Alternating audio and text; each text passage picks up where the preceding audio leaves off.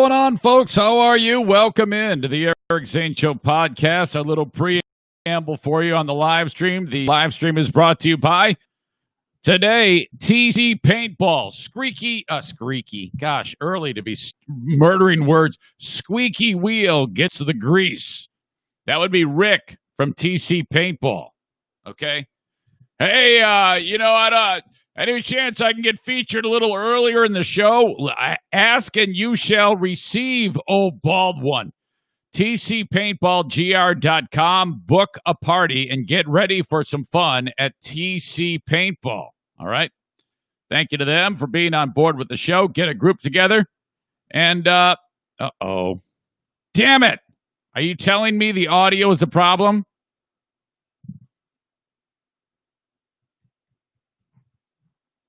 Let me know. Can you? Okay, hold on.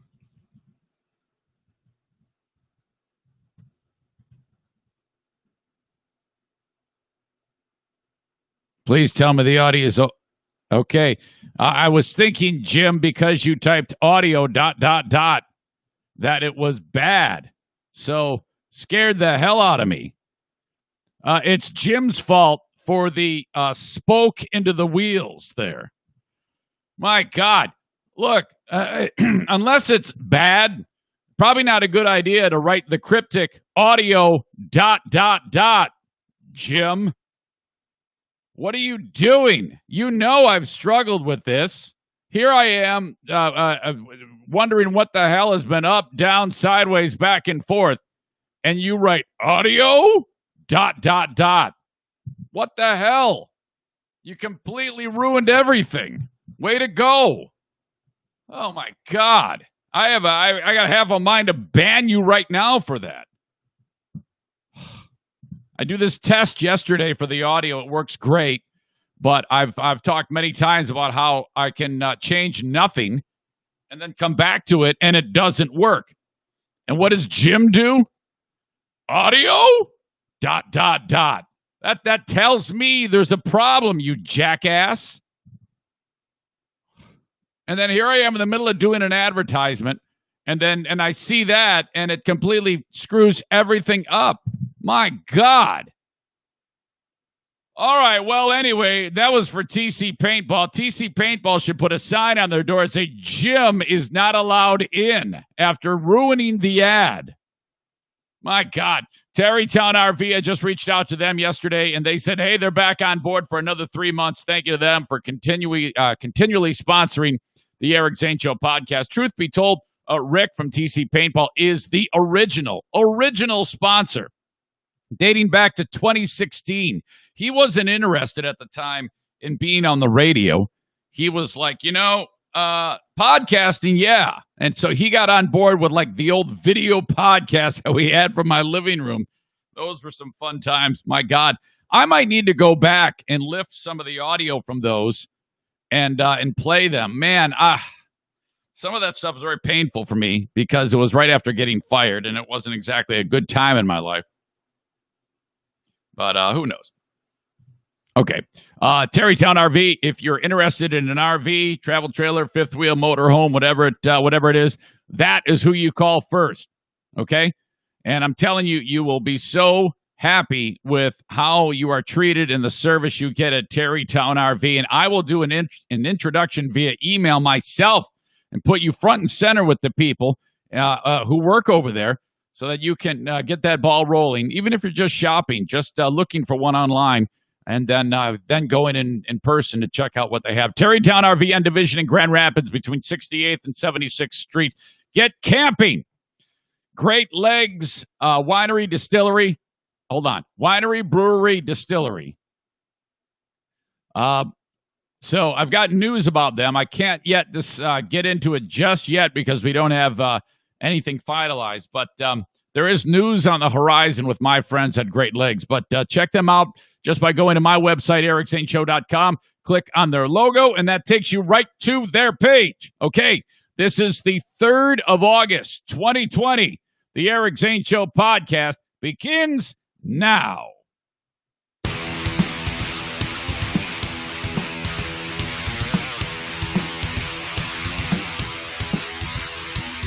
And now, here's a guy who got tired of being fired by corporate radio. So he took up being fired by Patreon subscribers instead.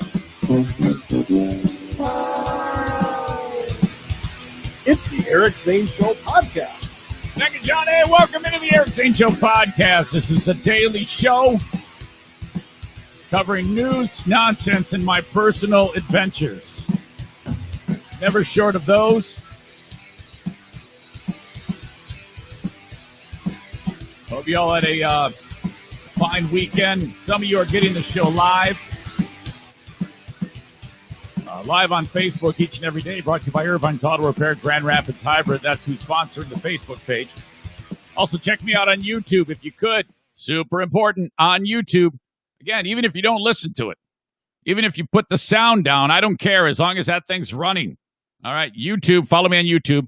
Eric Zane Show on YouTube. Subscribe. Hit the bell notification. And, yeah, so there you go. If you're really feeling spry, I should say, watch the whole ad at the beginning of it. It all helps, okay? So on YouTube as well. And Twitter brought to you by our friends at Blue Frost IT, the Blue Frost IT Twitter handle at Eric Zane Show. And I just spoke with Alan from Blue Frost IT. We have our very first Tech Tuesday coming up, not tomorrow the 4th.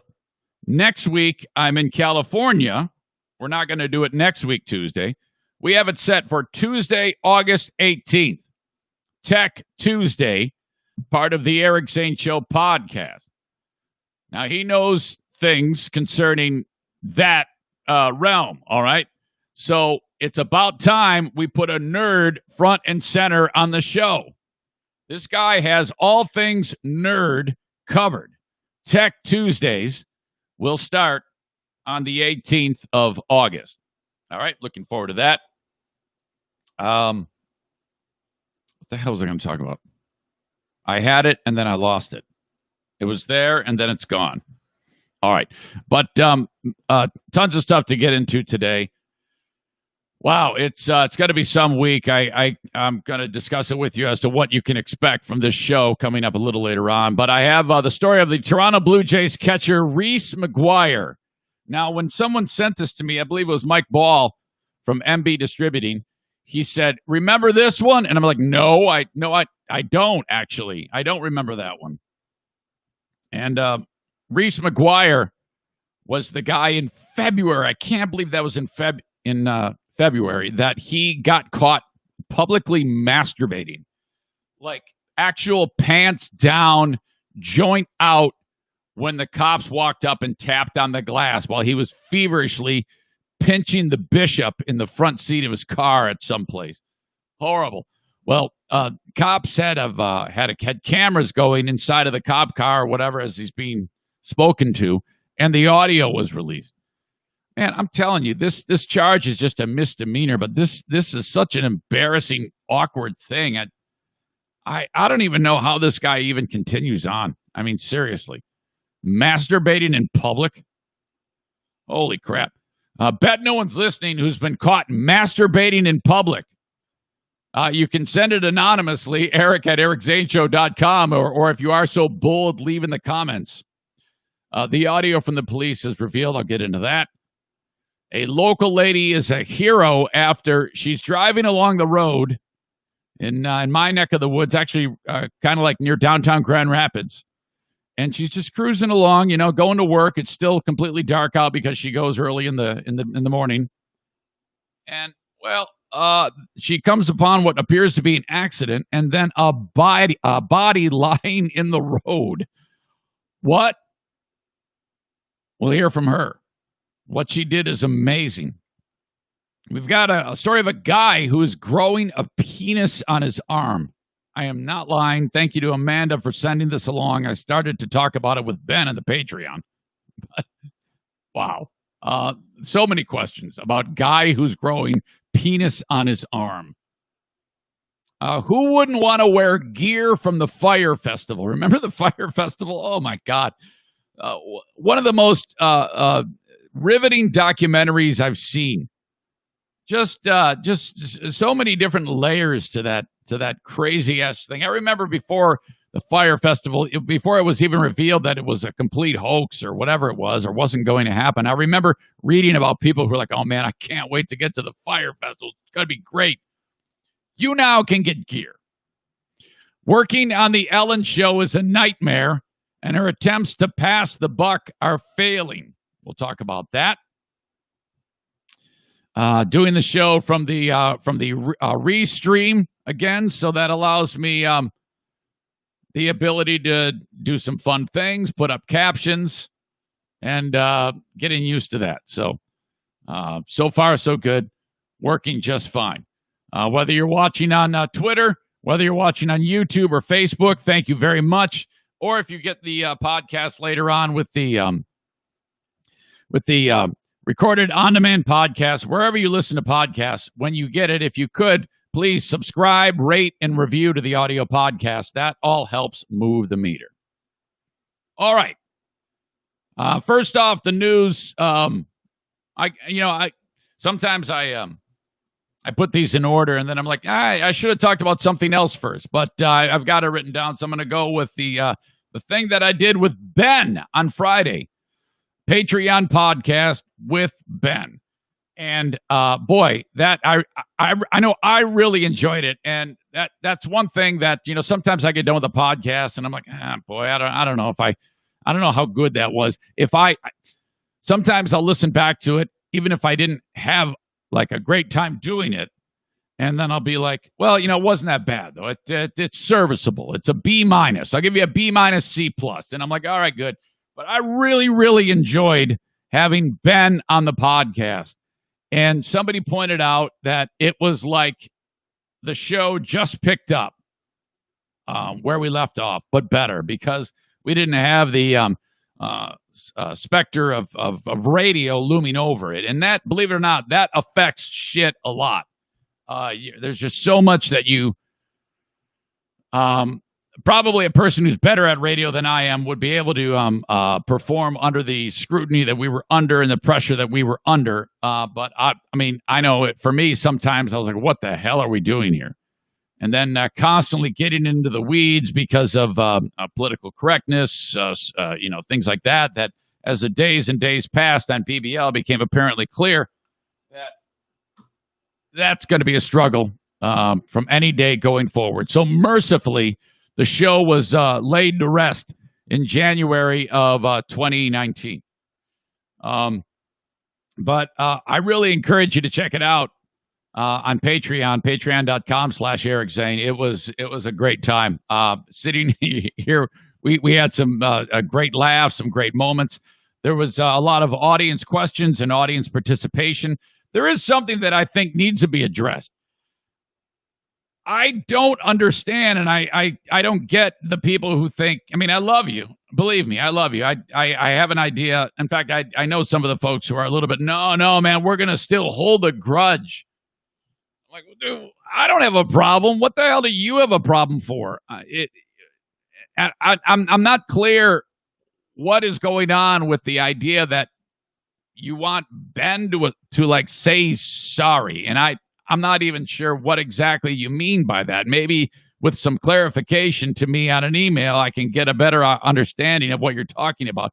But during the Ask Me Anything, somebody said, does Ben think he owes the Zaniacs an apology?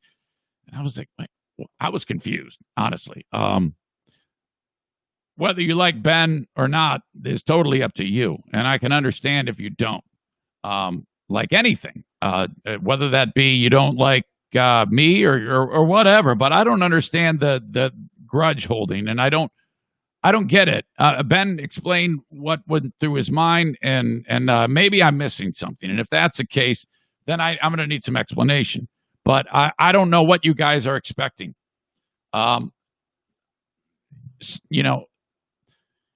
Forgiveness is very graceful. If you can let bygones be bygones, because if you feel offended because of what happened to me, I am very flattered by that, and I love you for that. But if that's what you're bothered by, because you feel that Ben's comments about me a year and a half ago are what you're mad about, just know that I've forgiven him, so you should too. But if there's something else that you're pissed off about, I need to know what it is, because when you say, ask Ben if he thinks he owes you an apology, well, we need to know what for. Now, maybe that's something also between you and him. I don't know. But if you guys are just going to sit there and say, no way, I'm holding a grudge because of what he did to Eric, that's silly. That's really, really silly. It's all over, man. The war is over. We're now coming up with ideas to build a new show. And I'm pretty excited about it. And I'm wrestling with wanting to put the cart before the horse. I've talked with, I am going to put the cart before the horse, but I did talk with Ben about this, and I talked with the other person that I want on this show. And the other person I want on this show would make it obviously a 3-person show. And when we build it, once we come up with everything, how we want it to work, we'd make it available for free. And then eventually it would go over to Patreon to build another tier. All right. And that's how we want to do it. And I think I love doing the show by myself. This will never change. I love sitting here just talking to you. It's very therapeutic for me. I've been able to build what I've been able to build because of it.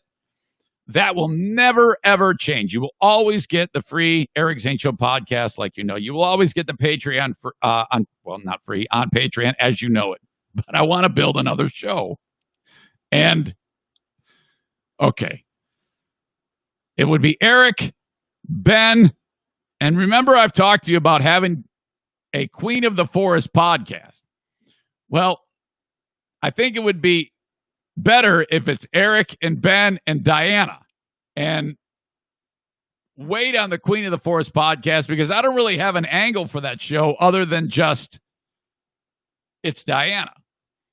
Now, maybe that would eventually happen on its own, but I think we could have so much fun with me being the clown prince idiot, Ben completely awkward at some of my jokes that I say as we do it in front of Diana, who'll be there trying to kick my ass. And I already came up with a name. We'd call it the Eiffel Tower Podcast with Ben, Diana, and Eric.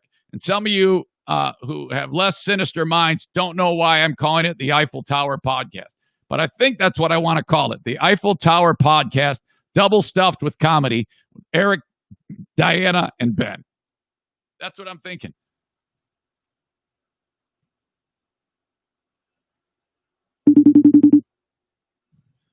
Ben's like, probably, wait, I thought you were kidding about the name of that show. Hey, how are you? Pretty good. How are you? Yeah, I'm doing okay. Everybody up and around? Yeah. So can you wander over to an area that's not near the TV, just even further away? Yeah. Okay, so we're just talking about the Eiffel Tower podcast with Ben, Diana, and Eric. Oh, yeah. Why is it called the Eiffel Tower? Well, I don't know. That's just a fun way to describe it. It's just that's code for that's like all the kids are talking about Eiffel Towering. That's if you are Eiffel Towering, you're like standing out in front of the crowd. You're like really big and bold. So we would be the Eiffel Tower podcast with Ben, Diana, and Eric. I think it should be called the Queen of the Forest podcast with Ben too. And I don't even get a name? No. Well, no, I just talked with the audience about how they all love that it's called the Eiffel Tower podcast, and then we'd say something like double stuffed with comedy. Oh yeah, sounds good. Oh yeah, so yeah, that. Do I get to hit on Ben at all? Well, yeah, absolutely. You can do whatever you want. I mean, Ben's cute. Ben's so he's always been. You've always said how adorable he is. He is. Okay. All right. I'm folding clothes while I'm talking to you. That's okay. That's okay. I'm the only one who can see you. Oh. Okay, good. Yeah. So, all right. Double stuffed with comedy, the Eiffel Tower podcast with Ben. Double stuffed? That doesn't sound so good. I know where you're going with that. You didn't think I'd catch on, did you? You didn't think I'd catch on to that. Well, I don't think you're fully catching on. Double stuffed? Well, you see, and when you're Eiffel Towering, you're jamming comedy into your mouth and to something from the other end. That's what. Haven't you ever heard of what an Eiffel Tower is? No. If it's nasty, I'm not going to be in the part of it. No, it's catchy. People will, this is all. It's all about making people like when they see the Eiffel Tower podcast with Ben, Diana, and Eric, double stuffed with comedy. They'll right away go, hey, well, that's a clever name. I think I should check it out. And then we'll be there being hilarious, and you'll be flirting with Ben, and it'll just be fun, It's kind of like a double entendre. A who? Double entendre? No, double entendre. Haven't you ever heard of that? It means two things. No. You've never heard of a double entendre? No. Oh, come on. How can you? I haven't. I've never heard that phrase in my life. I don't know how it's actually defined. Well, yeah, it's one thing that has two meanings. Mm-hmm. I guess I do know how it's defined. Double entendre. Boy, you and I are both pretty damn stupid. So anyway, yeah, I want to call the Eiffel Tower podcast with Ben, Diana, and Eric. You keep freezing up. Is that a problem? No, it's all we need is your voice. So, all right. That's it. Okay, I'm going to get ready now. All right. Well, I'll talk to you very soon. I love you. Love you too. Bye. Okay, bye. Okay. So who knows? Maybe that'll be happening before you know it. But it was fun talking with Ben. It was fun having you all there. And we had. Here's the thing about Ben, and I talked about this yesterday in my little test that I did when I was testing the microphones, which I know were working, only to get here today and have Zaniac Jim say audio. I'm not going to let you live that down. You guys cannot fuck with me like that, because then I'm like, well, I don't have any. It's ruined, and I almost shut it down, Jim. And if that's the case, I would have banned you. Holy crap! I said to Ben, I go, Ben, Patreon is an income generator, so I am going to go out and just pay you a flat fee. Pay you for your services. If I'm generating income, this is a job for you. And I've often said, I don't like having anybody in here unless they can get paid. And I'm going on faith that it will be an excellent thing in terms of getting new subscribers on Patreon. So if that's the case, you need money. And so I want to pay you. And he's like, nope.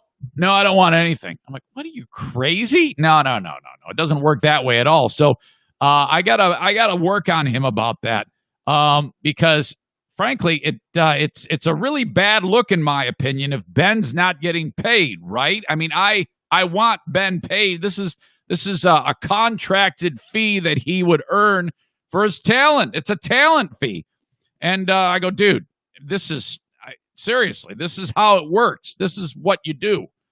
So hopefully he turns his opinion around on that. But okay, there you go. Reach out to me anytime you want. Eric at ericzaneshow.com on the Green Clean Technologies inbox. I don't have that open right now. If you have anything at all that you want to talk about on the show, you can reach out, Eric at ericzaneshow.com. And all right. Okay. I just see an email that says, don't read live, and I'm not going to read it live, whoever that is.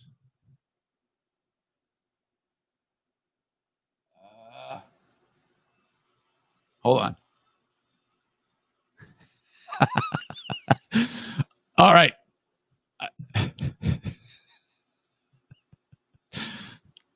Various comments. Sorry, didn't I had to read that. Sorry for the interruption. This week is a little tricky on the Eric Zane Show podcast. After the passing of Diana's brother, So Diana and Kevin, the newest member of the family here, or newest member of the household. He's always been in the family. By the way, he is a joy. I'm telling you, it's such a pleasure having him here, and it's just been awesome. Diana and Kevin have to drive back to Detroit today and do more funeral things and begin to put the finishing touches on everything going on with David's passing for the funeral. And then I'll podcast Monday, Tuesday, Wednesday. Thursday is a best of show, and then back Friday to do the podcast like I normally would. And then Saturday, I fly to California for kidney transplant testing. And it's been described to me as a week which will allow me to have the most thorough physical in all of mankind. There's so much going on there. It's already started. Hell, they pulled 20 vials of blood out of me a few weeks ago and 1 gallon of urine over a 24-hour period. But I'll be flying out, and I was sent N95 masks for the trip. I'm going to wear my glasses that I wear when I'm shooting my pistol. I don't want to leave anything to chance when I'm on the plane and when I'm walking around in Westwood, California, Westwood area of Los Angeles. It is a real hot spot there, and so I'm going to do the podcast from my hotel room, and then the thing about 1 week from now when I'm doing the podcast, there's a huge time change, and I've got a busy schedule. So next week on the show, we might have some odd times that the show is starting, but I'll do my best to inform all of you on when we're starting. I'll take care, and hopefully you'll be able to get all that so that you don't miss anything. But it's going to be the next 2 weeks will be a lot like that. But there's sure to be plenty of stories to be able to be told, especially from getting the physical. I'll be meeting with some of my relatives who live out there. On the Armenian side, that's my dad's side, my cousin Mary lives in Glendale, which is the biggest Armenian population in the United States. There's only like 200,000 people that live in Glendale. I've mentioned this before, and 53,000 of them are Armenians. I have no idea why Armenians congregated there. There had to have been one guy who showed up, and then a few more, and then it kind of like, hey, yeah, that's the place to be. So I cannot wait to eat the authentic Armenian food in Glendale, California. Okay. So best of on Thursday for the Eric Zane Show podcast. The open of the show is brought to you by Irvine's Auto Repair Grand Rapids Hybrid. When you drop your vehicle off at Irvine's, this is what you can expect. Okay, first of all, you're completely blocked off from catching any pandemic virus or anything like that. COVID won't be a thing because you drop the car off and you just drop your keys in the box. Off you go.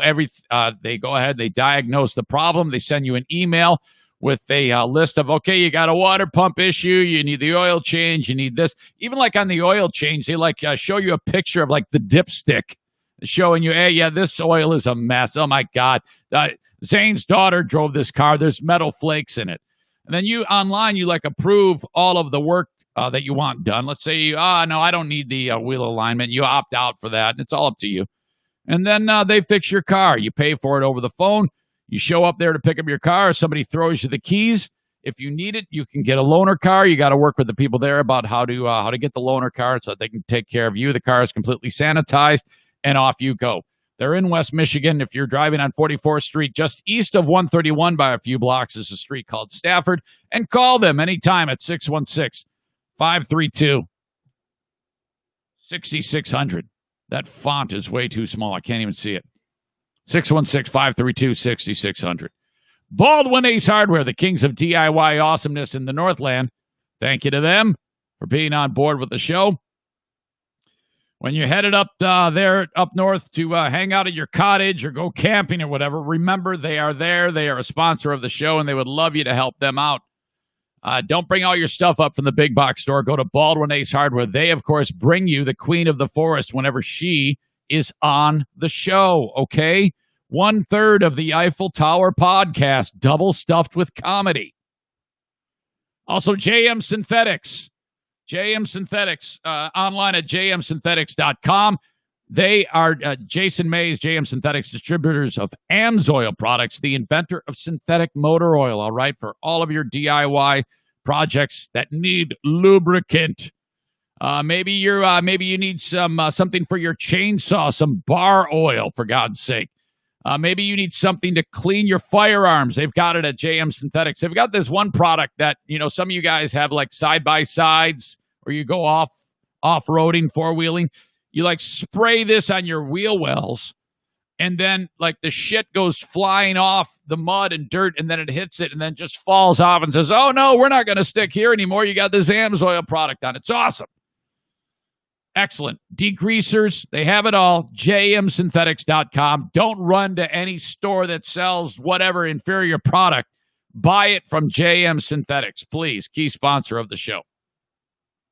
I forgot to mention, Zach Herring from Fox 17 is going to join us at about 9 a.m. Sports are getting back after it. You got basketball.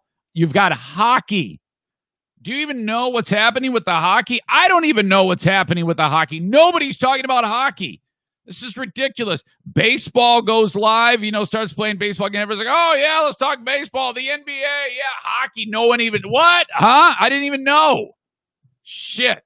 We'll have Zach Harrigan. He's awesome from Fox 17 in just a little bit. I did limo work over the weekend. This is starting to become a regular thing, getting a phone call or a text from Justin over at Affordable Limousine. He says, man, I need you. I got a couple jobs. So I go, all right, man, I'll give you an HJ. He goes, no, I mean limo jobs. Okay, great. So off we go. I had work on Saturday and work on Sunday. Now, it couldn't come at a better time. Anytime on the weekend when I'm just sitting around, it's basically going to be just doing stuff that Diana wants me to do around the house. And I'm like, oh, man, I don't know. I'd rather just sit here. But then when Justin calls, he says, hey, man, I need you. I'm like, yeah, absolutely. So the first job is about 12 people, 10 to 12 people. I'm to pick them up here in West Michigan and drive them a long way. They're going up to the casino, okay, in Mount Pleasant, Michigan. So this is great. I get to take this is my old stomping ground. This is where I met the Queen of the Forest, Mount Pleasant, Michigan. And I've got all my passengers. They're great. And they're spending like extended time up there.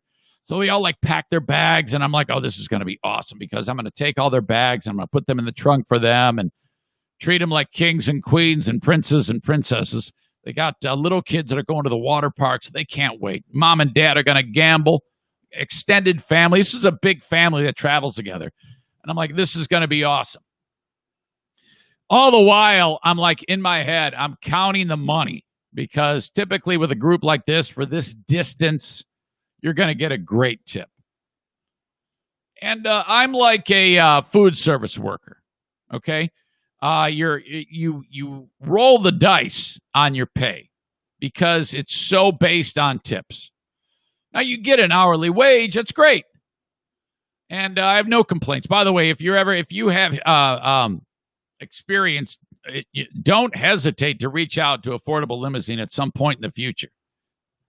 They always like to have a stable of people that they can go to. So I don't know if they're hiring right now, but it is an awesome place to work. I have nothing but great things to say about these people. They are awesome. Okay, so Affordable Limousine and Party Bus. I'm driving, and I get to the destination at the casino. All is good. Get out, open the car door. Really nice family. The kids get out. Yay, we're at the park. I open up the trunk. I get the bags out. And we got the Dora the Explorer backpack for the kids. I put it on.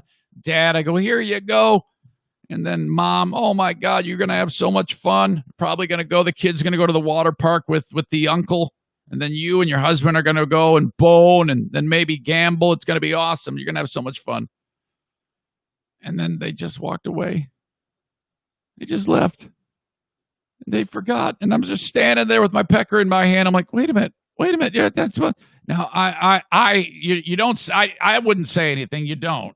You don't say a word because that makes the company look bad. So I've never had this happen. I got stiffed. I got completely stone cold stiffed. I was like, oh no, there they go. And just walked in. I'm like, oh God, maybe they forgot. Maybe should I say anything? No, I can't. You don't. I have other people that work in the industry that I know, and they go, yeah, you just kind of it happens. It happens to everybody. I got stone cold stiffed. Ah! All right.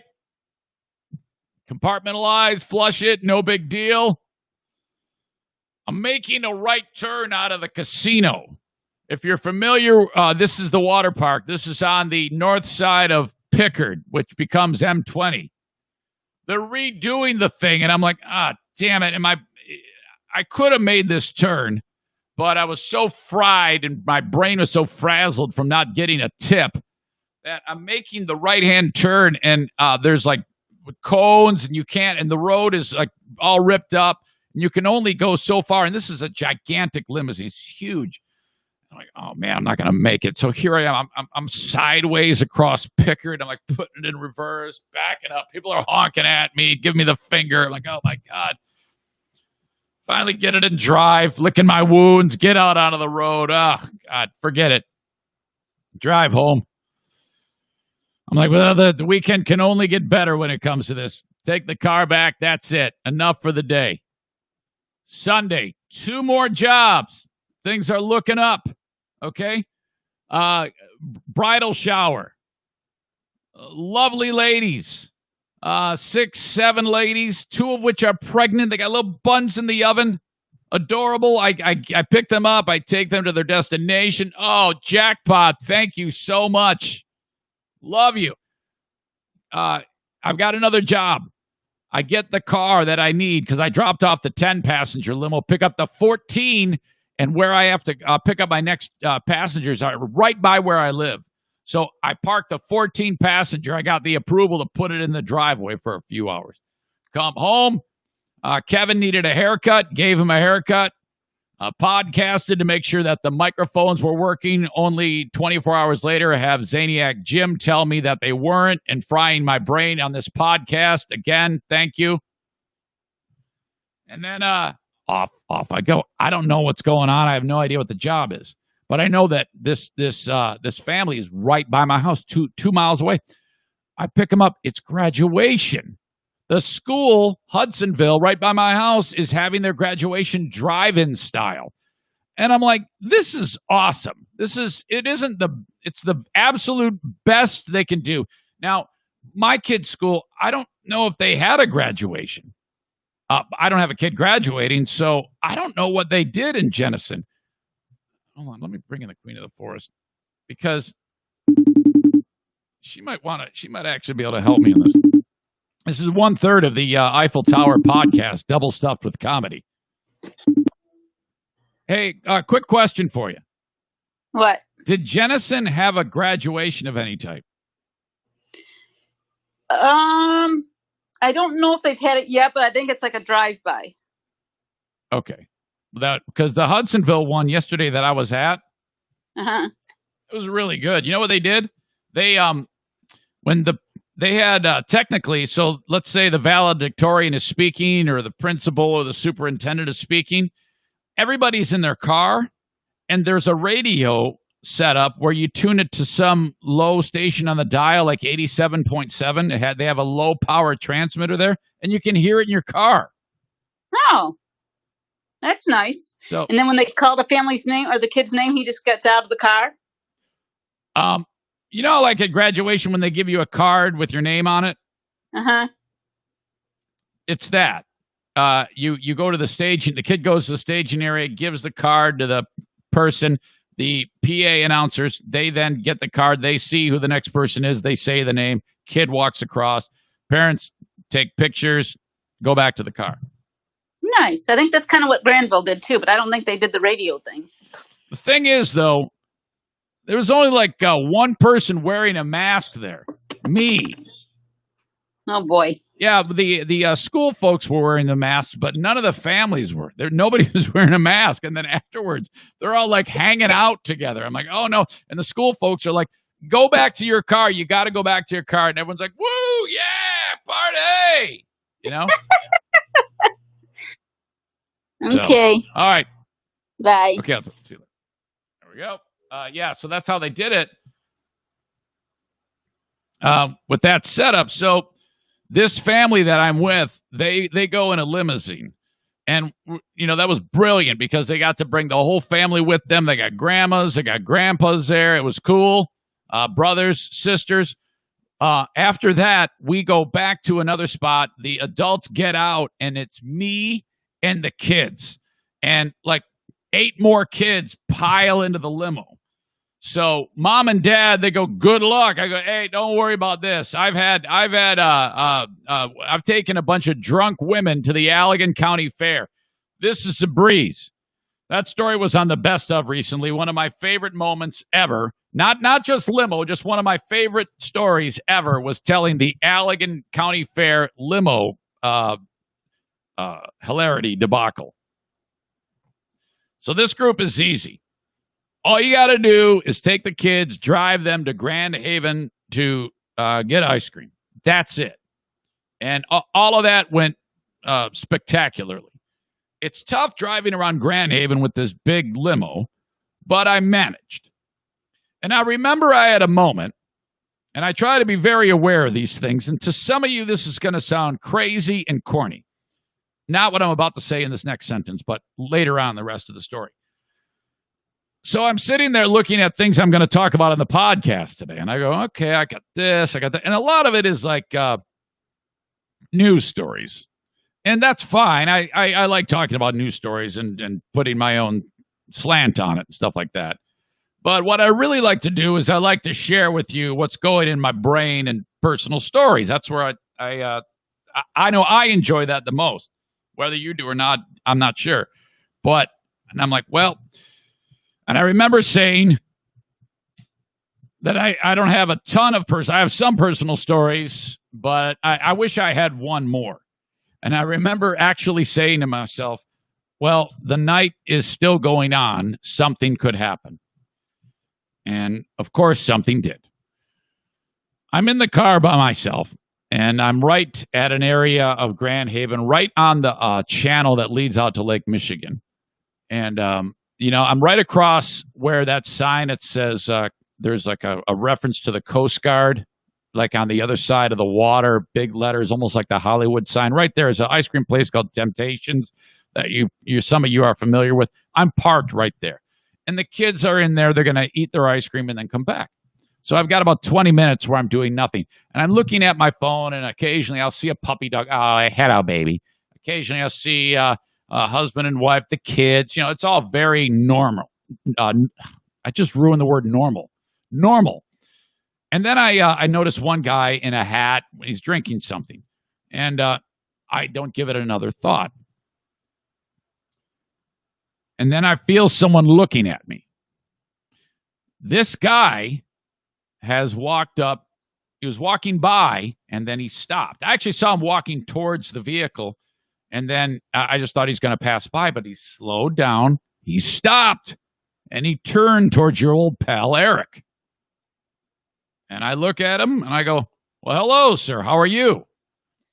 I'm always trying to be as cordial as possible. And and I know this is going to sound crazy, but I feel that when you actually engage someone, that's when the best adventures start. And this is what happened. Now, he was going to engage me anyway. Because he wanted, I'm already getting ahead of myself. He's looking at me, he goes, hey, how are you? I go, not bad. Yeah, first I say hi to him. He says hi to me. But I spoke first. I go, hello, sir, how are you? But he's looking right at me.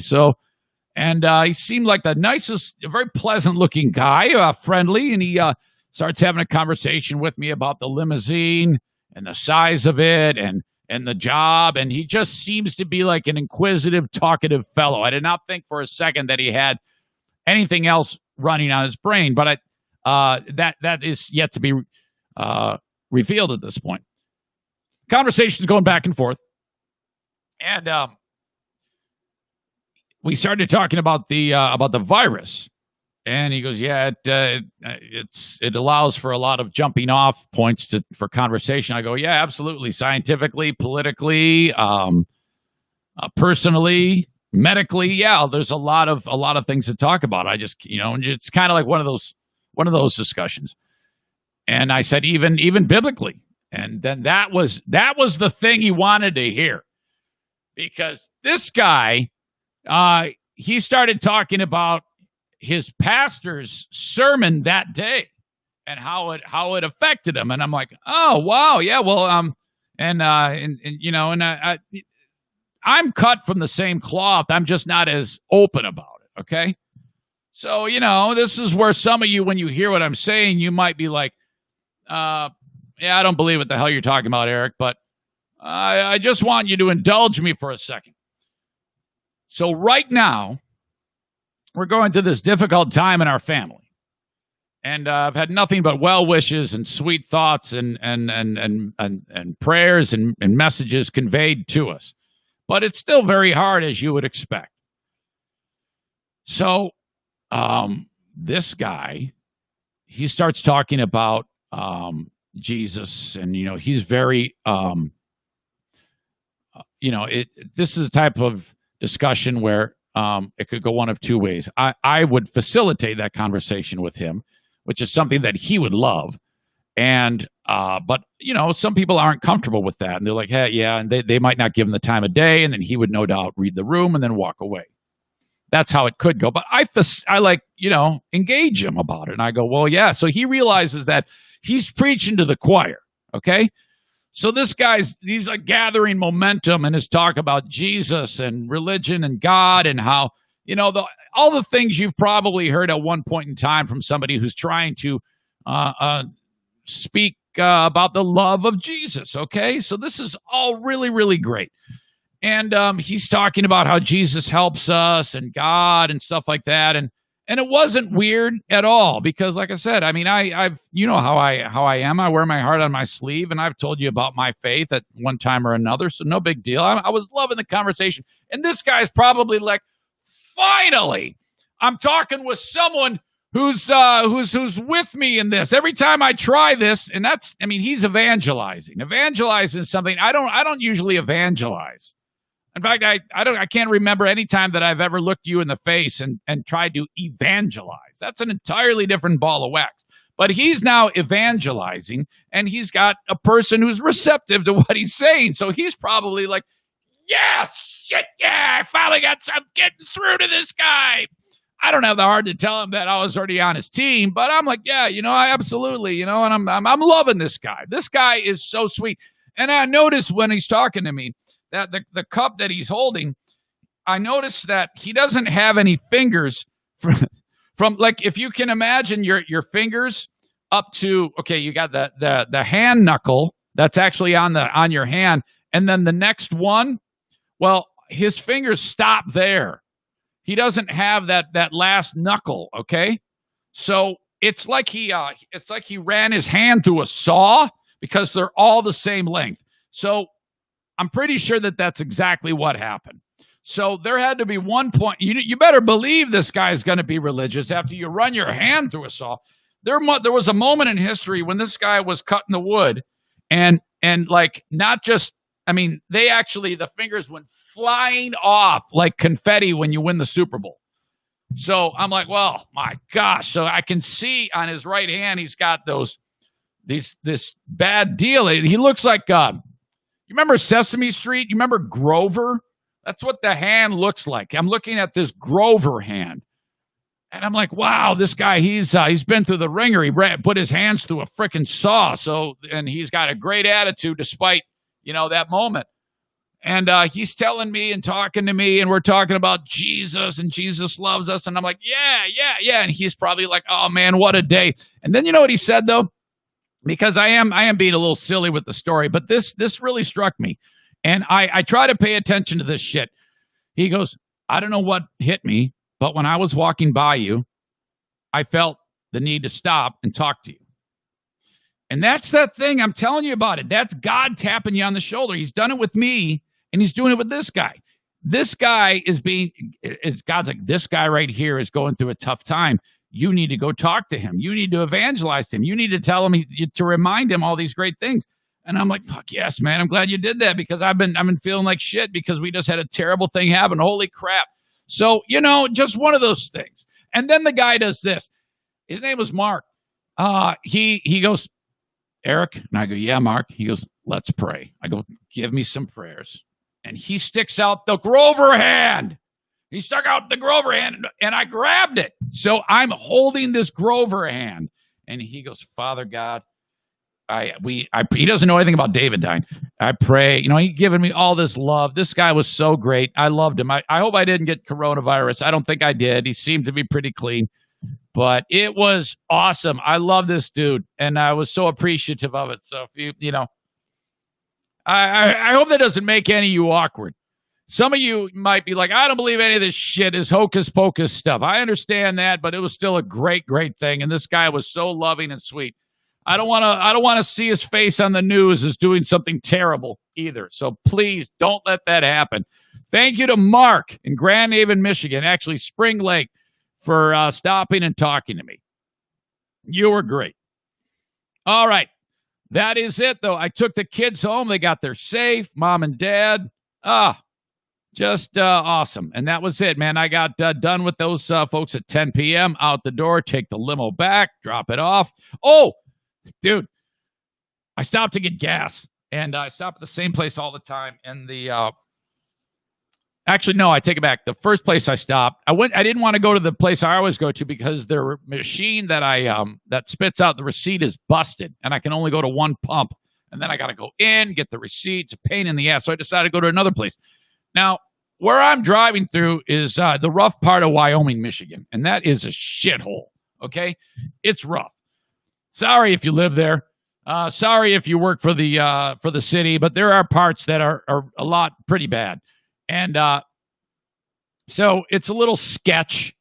And there's a trick that somebody who's on drugs and wants to beg for money, it's the old, hey, my car broke down trick. So here it is, 10:30 at night. I'm standing there in front of this big-ass limousine. Some guy comes up, and I see him put the hood up on his car. And he comes walking up and goes, excuse me. And I'm like, oh, fuck. It's always the same. They always say the same damn thing. It's the same trope. Excuse me. Can I ask you a question? And I was like, what? On the protocol of asking for money, why do they start with, excuse me, can I ask you a question? Just ask the question. And don't lie to me and tell me your car is damaged. Just say, hey, man, I need to go get a rock. I need some money for drugs. Will you give it to me? I would have a more chance of giving. I wouldn't, but they'd have a better chance if they just say, I need to get stoned. Can you give me some money for it? He goes, hey, man, I got some.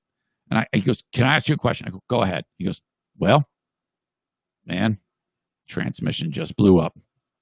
I got no transmission. I go, wow, really? He goes, yeah. You think maybe? And I go, man, I'm working. I just interrupted him. I'm working, man. I'm sorry. I can't help you. He turned around and walked away. Then I stick the card in. Machine's busted. Fuck. Holy shit. Get in the limo. Go to the next gas station. The one with the busted machine for the receipt. And that's where I had to go. That was my night.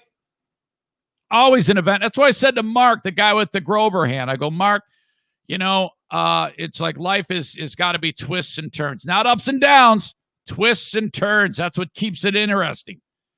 My life has stuff like that happen all the time. And right at a time when, we're having a terrible time dealing with the passing of David, as sad as that is, that's just, very, very heartbreaking.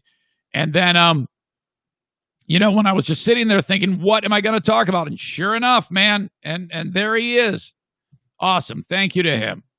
Okay, I've got Zach Herrick. I'm going to get to Zach Herrick coming up in just a second. A bunch of things I want to talk to him about. But first off, Blue Frost IT. They are the managed IT service provider for the Eric Zane Show podcast. Coming up on August 18th, that's a Tuesday night. We'll be doing Tech Tuesday right here with Blue Frost IT. If you need more information about their services, stand by. as they are a managed IT service provider. I don't know what's up with my voice. I think I'm losing it. Sound like Stu McAllister from a couple of weeks ago. 616-200-8550 for Blue Frost IT, online at bluefrostit.com. So, if your small or medium-sized business gets in the weeds with your IT setup, that's who you reach out to in West Michigan.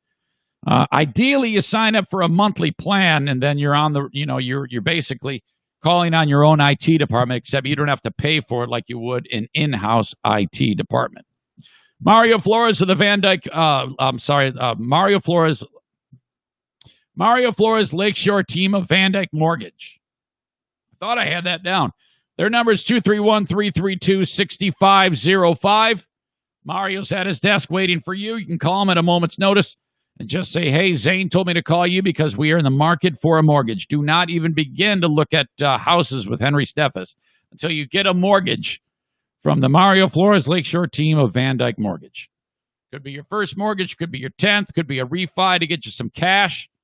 Call on Mario, 231-332-6505. And as always, if you miss anything on my sponsors and you're like, oh, who is that one? Just send me an email and I'll point you in the right direction. I'll give you an email introduction myself. Last but not least for this round, Green Clean Technologies. They clean up data centers in businesses, the critical environments. They need extra TLC. You can't just go in with a broom, a dustpan, and a can of duster, hoping that you're going to do a good job. You can't do it on your own. You can't do it. Call them at Green Clean Technologies, 989-560-7272. Banks, schools, hospitals, these are all the businesses that take advantage of Green Clean Technologies. Online at greencleantechnologies.com. All right, I recently discovered that Zach Herrig, this all came about. He does sports for Fox 17, my local affiliate. He got into a kind of like a spat with one of the former Detroit Lions, Eric Ebron. And Ebron's kind of a putz and responded and tried to make an ass out of Herrig. And I was like, oh, man, not a good thing, because then Zach responded, made Ebron look like an idiot. And I was like, I got to get Zach on the phone to talk about that. That was the reason why we got him on in the first place. But I wanted to bring him in right now because he was great to talk to the first time. So I wanted to go back to the well and talk to Zach Herrig from Fox 17. And I'm on time. I told him 9 a.m. and here we are.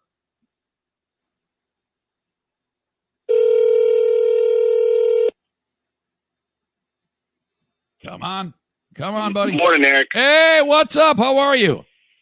Good. How you doing? Never better, man. What's life like for Zach Herrig since we last spoke? Pretty much same old, you know. Just a week closer to getting sports back for good, and that's what I'm excited about. Hey, I was watching the Tigers yesterday, and I saw, what's the guy's name who struck out 9 guys in a row? Yeah, Tyler Alexander. Yeah. So how the hell? So he's a relief pitcher, right? Yeah, he came up as a starter, in AA, AAA. He was a starter. They wanted more lefties in the bullpen, so essentially he moved to more of a long relief guy. But yeah, I'm a reliever now. How and that's like a record now, isn't it? It's like a record for a relief pitcher to show up and strike out the first 9 guys like that. Yeah, that is a record, and it's funny too because I mean I keep up on all the minor league, you know, who's coming up to Detroit and all that, and Alexander's never been a strikeout guy.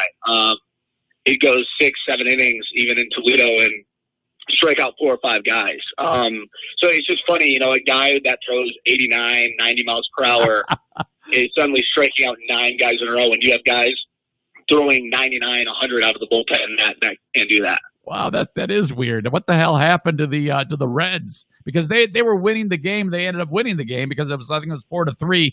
But at the time it was 4-0. And then this guy comes in and it's like he's freaking Cy Young, for God's sake. Yeah, I mean, Nick Castellanos defense out in right field didn't hurt the Tigers by any means. I guess the Tigers should have gotten shut out technically in game one, but yeah, I mean, dropping a fly ball, Castellanos just, I guess, wasn't familiar with Comerica Park enough. That's the joke right now that everybody laughs about. And but no, I mean, that was a great game in game one. It really was. I was watching last night. What's his name? The dude from the Yankees. There's two big ones. Who's the big giant white guy? What's his name again? You got Aaron Judge and you got John Carlos Stanton. Right. Yeah. Judge hit one a mile, and Matt Vasgersian went crazy, and it was the second home run of the game. And they pipe in the crowd sound effects. And what do you think about piping in the crowd sound effects? See, and we were talking a little bit off the air, and he said, hopefully you hate it as much as I do. And I did at first. On television, I hate it. But then, I went to opening day with the Tigers, or the home opener, I should say. And I was like, you know what? It's really not bad. It really isn't. It almost felt like there were some fans there for me. Obviously there weren't. You can look around and see that nobody was there. I was one of maybe 100 people in attendance, and we were all, media. But it was interesting, They have so many different reactions. I don't know how they're doing it. I don't know. I mean, obviously it's a soundboard, but I don't know. Do you have a 2-out single button? Do you have a 1-out single button? I don't know. They gotta have it was different every time. They gotta have like a boo button when somebody sucks. I wonder if that's in the cards, or I mean that, or just They have similar. I mean, it's not a full out boo, but yeah, I mean, when the Royals hit 24 home runs in that game when I was there, they had some similar cheers and stuff like that. Yeah. Wow. Yeah, I would. I mean, they should have people laughing, like those laugh sound effects when Castellanos boots it or something like that, or.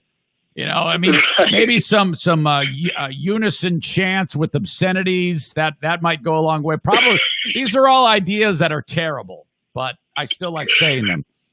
Yeah, you just have to make sure kids are watching. But I mean, you can get away with that. So, all right, man. There's that. Now there's the whole. I wanted to talk to you last week when everything went crazy on my end, but about baseball and COVID. Zach, is it? The baseball commissioner, Rob Manfred, said, these players, he's blaming the players. He's like, man, they better start taking this seriously. Are the players not taking it seriously? The only example I saw of it was with the Marlins. Yeah, and that's just lack of leadership. I mean, I think we're going to call that what it is. Manfred hasn't handled this well from the get-go. I'm still surprised the MLB is not in a bubble. The fact that everybody's traveling still, everybody's going to different ballparks. Originally, I was with the idea of 3 different ballparks. Basically, you have an East Coast ballpark, a Midwest ballpark, and one out west, and you split up the teams. 10 per ballpark. Yeah. But that's not happening. The Marlins situation's interesting to me because Manfred said something to the effect of, we think we know what happened there. And then he comes out a day later and says the players need to take it more seriously. So that tells me that maybe the Marlins did something stupid where, maybe they were all out somewhere they shouldn't have been. I don't know. That hasn't come out yet. That's just kind of my thoughts on it. But it is interesting. It should be a wake-up call to all of the MLB that, and obviously I'm not on the bandwagon that it's all the players' fault, but hopefully players think, okay, well, we need to do everything possible. Maybe we're not taking it 100% seriously, but we need to now. Is it Jose Urena? Is that how you say it? Yeah. He had it on last Sunday, and then the players voted. And they said, what do we do? He's got it. Should we play? And they said, yeah, let's play. And then less than 24 hours later, 17 people have it.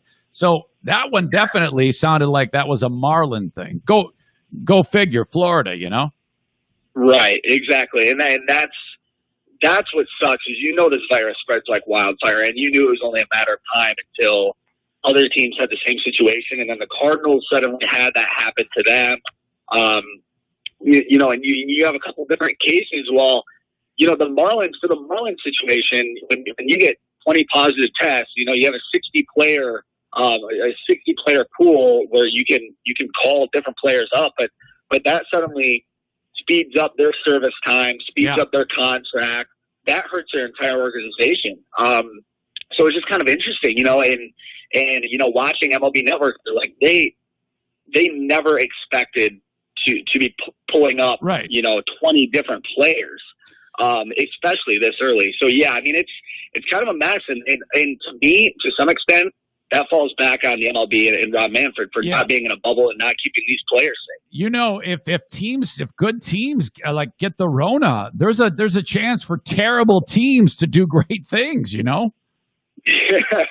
I mean, look over at the Tigers right now, right? I mean, it's not really COVID related yet, but no, I mean, honestly, that's what I was just thinking about yesterday. It's almost like survival of the fittest. If you can get through an entire season healthy and maybe only lose a couple of guys, that might be so beneficial at the end of the season. And we don't know enough about that yet, what that looks like at the end of the season. But already, I think you're saying, what are the Marlins going to do? Just play doubleheader after doubleheader after doubleheader. I mean, that's going to affect your players on top of COVID. So it's just, it's going to be interesting. I mean, I really do think it is. Yeah, it's almost like a Hunger Games situation, who's standing at the end. Oh, yeah, absolutely. And, it's crazy because after this week is done, there'll be one quarter through the season because I think they've played – the Tigers are 5-9 now. I think they're 5-5, 5-4 maybe. 5-4, 6 and – it would be 5-5 after two losses yesterday. I don't know why I said 5-9. What an idiot! But so they got 10 games in. It won't be long till they're this week. They'll be at 15, and that's one quarter of the season. I'm really impressed with my math there, Zach. Hey man, I went to Hopkins High School. I understand. Math's hard. Math's very hard.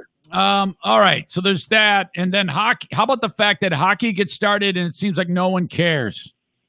I know, isn't that interesting? And honestly, man, it's bad to say. I'm about to get a lot of people hate me for this, but I honestly didn't even really realize it. It was, I was so like, oh my gosh, the MLB's coming back, putting so much stock into that, and then the NBA's coming back too. So I turned that on a little bit, and suddenly on the bottom line of my television on ESPN, NHL scores are coming across, and I'm like, oh yeah, the NHL's back too.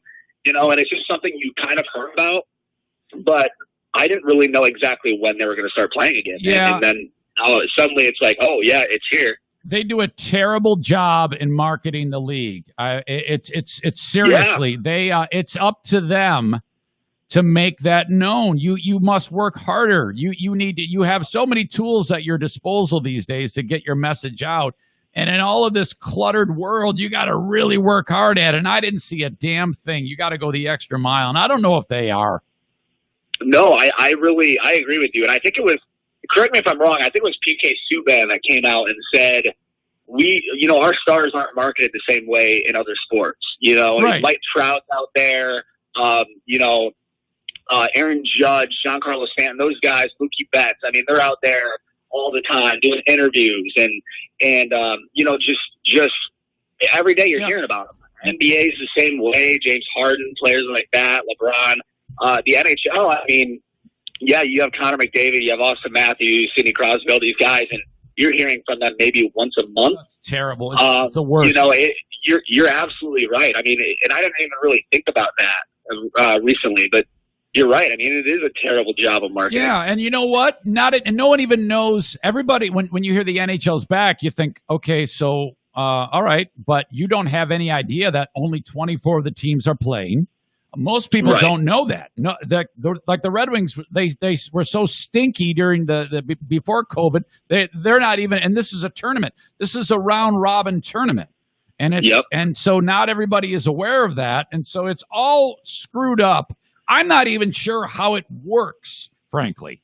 And So that's a big mess. Now I actually have to work. I have to go seek out the format for it because nobody's, exploiting what they should and pointing it out to people so that they can be interested in it. I mean, I would love to be interested in. I'm more interested in baseball now, even the NBA than I am hockey because hockey's done such, and that's my sport. Hockey's done such a poor job of getting behind this thing.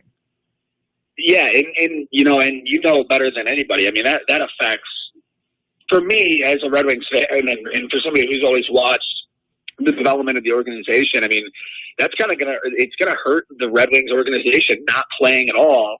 Like the NBA, it's the same way with the Pistons. But and they talked about playing in Chicago, the teams that weren't invited to the bubble in Orlando. And it's like, how is that going to affect your youth not playing for several months, and you're such a young organization, and I just hope these guys are staying fit and skating on their own and trying to get some work in because, I mean, the rest of the league, I mean, it's interesting and I guess the results haven't come back yet and they won't until next season, but I think it's going to be so beneficial for these organizations, even the 23rd, 24th teams in this bubble to, get out of that. And it's like, wow, well, we've been playing and the other teams haven't, so what does that look like next year? I don't know. The close to home, the Griffins, the American League has announced and the East Coast League that December 4, they're going to start playing. But that's all contingent, I mean, because right. If who knows what the hell the world is going to be like then? This is such a fluid changing scenario. We can't figure out schools. And I mean, it's wow. Here we sit. So they're saying December 4th that they could get back at it. Did you hear the story about Matt Stafford? Matt Stafford's we don't know if he has it, but he's not able to do anything right now, right?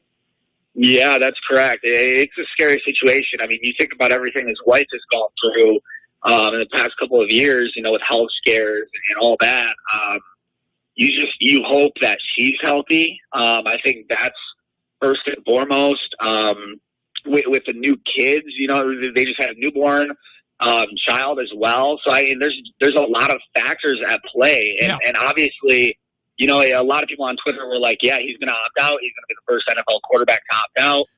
And obviously, don't hope for that. But I mean, at the same point, this is bigger than sports, and you wouldn't blame a guy for trying to keep his newborn child healthy, his wife especially, who has health, essentially health conditions, because of everything she's gone through in the past couple of years. She's at risk. So you wouldn't blame a guy like that. But I mean, man, kiss the Lions season goodbye again. Yeah. If Stafford doesn't play. But again, it's bigger than that. Zach, have you ever thought about an old-timer Legends football league? So you get 75-year-old Earl Campbell getting a handoff, and he's got a walker. And if the more problems that you have physically, the more points your touchdown would be worth. No, I can't say I have. I mean, first off, the problem there, I think, starts with the fact I'm 24 years old. So you want to call want to start an old timer league? Yeah. I'd be like, oh, so we're going to get Corey Schlesinger out there. We're going to get Dominic Raiola out there. Those guys are the old timers to me. Yeah. But then you bring up the Barry Sanderses and all that, and the players that I haven't even really watched. Yeah, absolutely. No, that'd be a great time. Absolutely. I think Barry Sanders could still probably play in his 50s. Yeah, the idea that a guy like Corey Schlesinger could be running up against a really old guy who can't even move his arms or legs. He's he's in a wheelchair. Corey Schlesinger's probably still a beast. And I don't know, just something to think about. Something I think that we could have some fun, at least on a pay-per-view moment. Yeah, I mean, COVID probably would be that'd probably be dangerous, on a COVID. Even better. Even better. I think maybe once it passes, Zane, maybe you're onto something there. I don't know. Yeah, I say sprinkle the COVID on them during the game. You gotta. I mean, this is all. This is an easy way to get herd immunity. We can pack the place with fans. And this is all stupid. Hey, you've got a meeting today with the big wigs of the TV station. They're no doubt going to give you a huge raise because of all the added attention from the Eric Zane Show podcast. Congratulations! Oh yeah, congratulations in advance.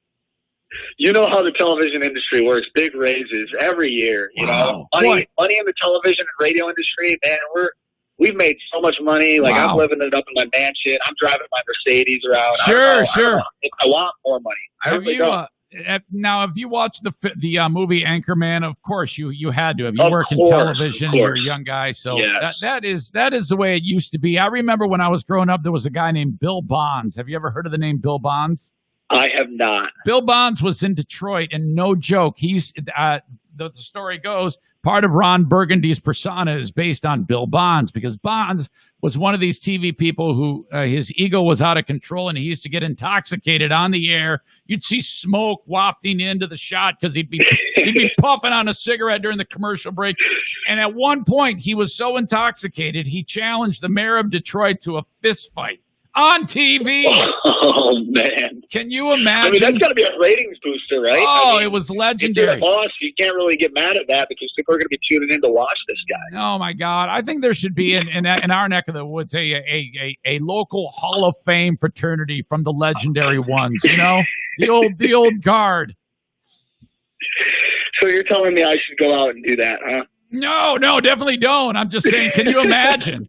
That's unbelievable that they had that type of pull. Nowadays, if you're in TV and radio, if you don't sneeze into your elbow, you're like, excommunicated. Oh yeah. Oh, it's a whole different world right now with the media. I mean, man, doing news. I've seen that the flip side of that coin, because doing sports, you show up and everyone's like, "Oh, thanks so much for being here. Thanks for covering our sons and our daughters and this and that. We know you could be at a different game right now." Well, all of a sudden you show up to the news and everyone's like, "Why are you here? You guys are fake news and all this." And it's people on the left, it's people on the right. Right. Everybody hates us, and it makes your job tough sometimes. But probably no worse time, if we're being honest, to be in like news radio or it's news tough. television. I've heard stories over the years about some of they would be colleagues of yours, lady colleagues who get judged, and the people's just out of the blue say horrible things about them. Have you ever had anything like that happen, Zach? To me, not really. I mean, to be honest, I'm pretty simple.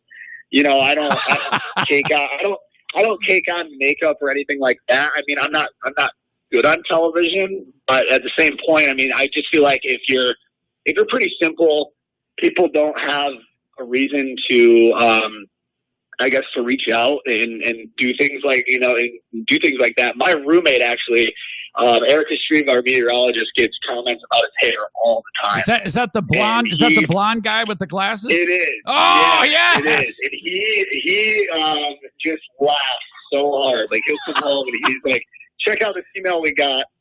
And I'm like, you know what? Like, and I tell him, I'm like, "Man, how do you feel about that?" And he's like, "Oh, I'm just laughing about it." And I'm like, it is tough to see your name as a email headline, no matter what it is. It's like, this can't be good. Oh yeah. But no, that's people are thankfully idiots. I haven't really been at the butt of a lot of those. Okay, one more thing, and then I know you got to go. Have you ever been in a YouTube video because of a blooper? Maybe you ate a fly, your zipper was open, anything like that? A YouTube blooper? Yeah. Man, we're getting deep now. I don't think so. Okay, no. It's coming. It's going to happen. It's going to happen, I Zach. know. Everybody has one of those. Everybody has a huge mess up. I can think last year during high school football, for whatever reason, Jason Hutton, our sports director, had the Friday night off. Oh, it was basketball season, actually. And we were covering, 10, 11 games. Well, we have a great crew. Don't get me wrong. We have a great crew of people that help us out. Sure. A lot of younger people like myself, Uh-huh.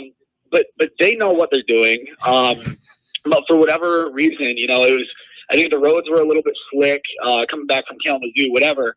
So I go on air, and I kid you not, I mean, I think 2 or 3 of my 10 games were even in the show.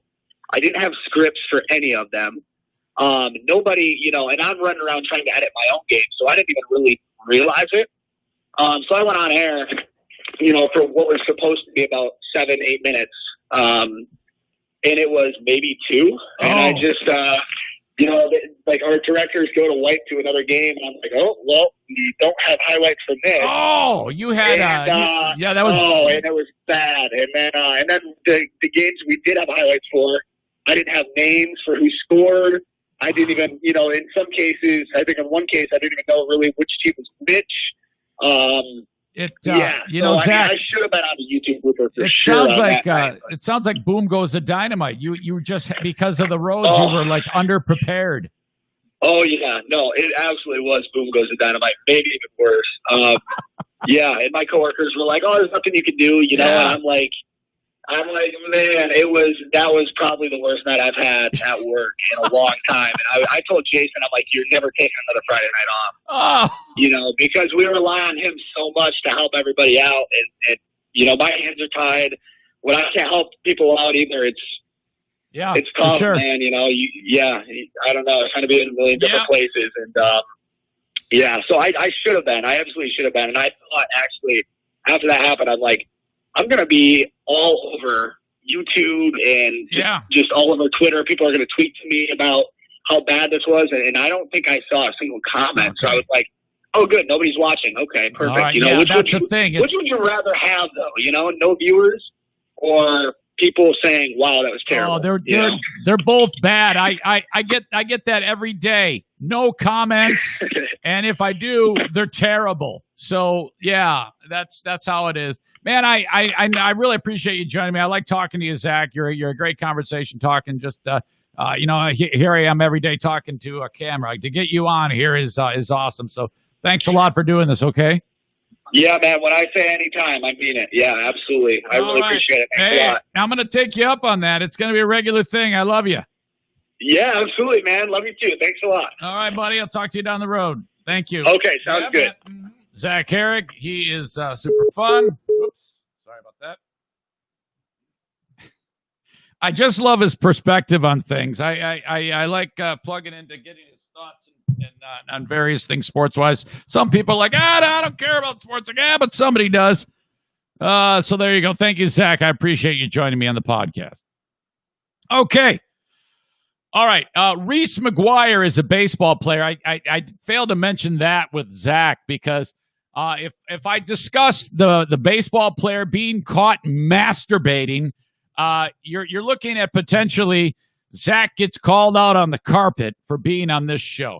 And that goes for the story about the guy growing a penis on his arm, too. I don't think Zach wants to weigh in about the guy, maybe down the road, but not right now. So I have those to talk about and a whole lot more, okay? As the show marches on. In fact, let's get into this story about Reese McGuire. So in February of this year, McGuire, I think, just was like, man, I'm so hard up and so horny that I gotta do this now. And he's like driving down the street.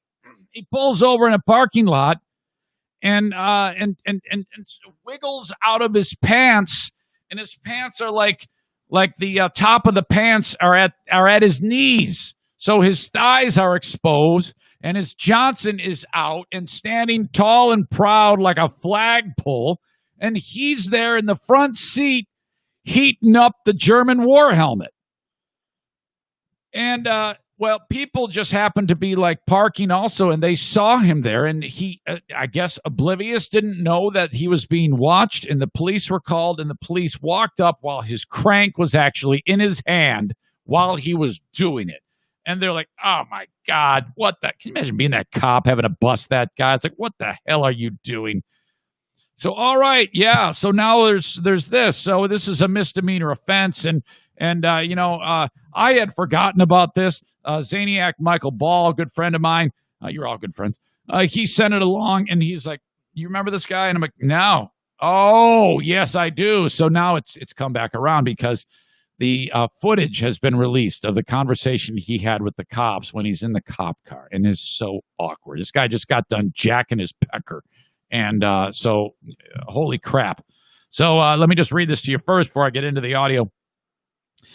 Police say cameras malfunctioned in the process of recording the video, so you can't see anything. It's just audio, which is why most of the picture is black, but you can still hear the audio of McGuire's encounter with officers in a strip mall parking lot in, looks like, Dunedin, Florida. A 25-year-old pitcher for the Toronto Blue Jays. So you got this guy. He's got all the money in the world, and he could. I can't imagine someone being so horny that they have to stop what they're doing and pull over in a parking lot and you got to have some serious issues if that's what you resort to. I mean, at the absolute most or worst, I guess, you would park the car and go into like a gas station bathroom, okay? And then there you go. You could take care of it that way, like right in the sink, and then just like kind of wash it all down or just aim it down into the toilet. You know, who hasn't done that, right?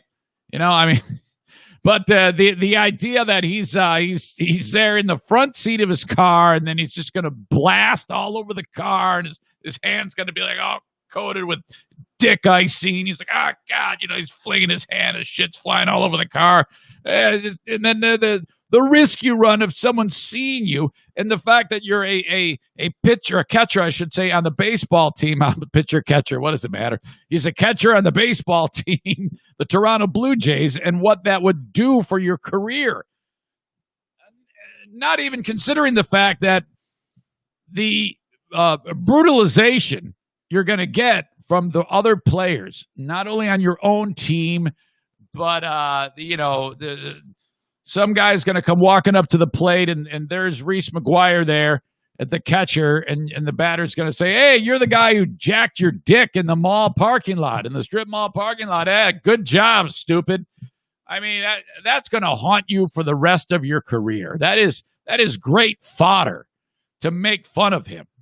And boy, this just, I think that I would be considering throwing myself out of the window or saying to the cop, is there any way you can stick your pistol in my mouth and pull the trigger? Because I am so thoroughly embarrassed. Going forward, this is going to be a terrible life because I got caught pounding my pud in the strip mall parking lot. This is the audio of Hes McGuire, and you got to listen to this because he's the cop's a little more hard to hear, but McGuire's really disgusted with himself, and he just can't believe how stupid he was. We get called here today for your... Sorry, it starts with the cop explaining to him what's up. Oops. White SUV. We get called here today for your white SUV. Did you know that people were calling? I didn't. Boy, you know, if he's in an SUV, you're higher up than other motorists. They had to have walked up and looked in because they saw him feverishly working that arm. You know, it's that posture that we've seen in other, you know, in various pornos. But holy crap! When did we get here? I probably was here maybe 10 minutes before you guys. Gotcha. So when I pulled up, there was a car to my left, no one was in it. There was no car in the right lane or in the right stall. Yeah. And by the time I saw you guys, I realized there was a car there, and that I assume is the person who probably looked through the window. So, whenever the car pulled up there, you didn't know that they were watching Take it back. You can hear the cops well. Hes McGuire, you can't hear nearly as well. you, No. doing what you were. Whenever the car pulled up there, you didn't know that they were watching you, No. doing what you were doing. No, I did not. Okay. And What an idiot! when did you realize that? Man, if you're in your car, I can imagine if you're in a parking lot. First of all, park far away. If you are going to do it in a parking lot, go where there's no cars. You can't just like sandwich the SUV in between the minivan with the kids and the old guy in the Buick. I mean, go far away. And I don't understand how this guy managed to actually get caught. How could you be that stupid? That people were here other than like us knocking on the window. I didn't. I was in the car, and then at one point I kind of was checking to make sure no one was looking, like no one was around me. And then at that point, I kind of got spooked when I saw you, sir, and then I realized what an idiot, what a dumb place to be hanging out, you know. Okay. So,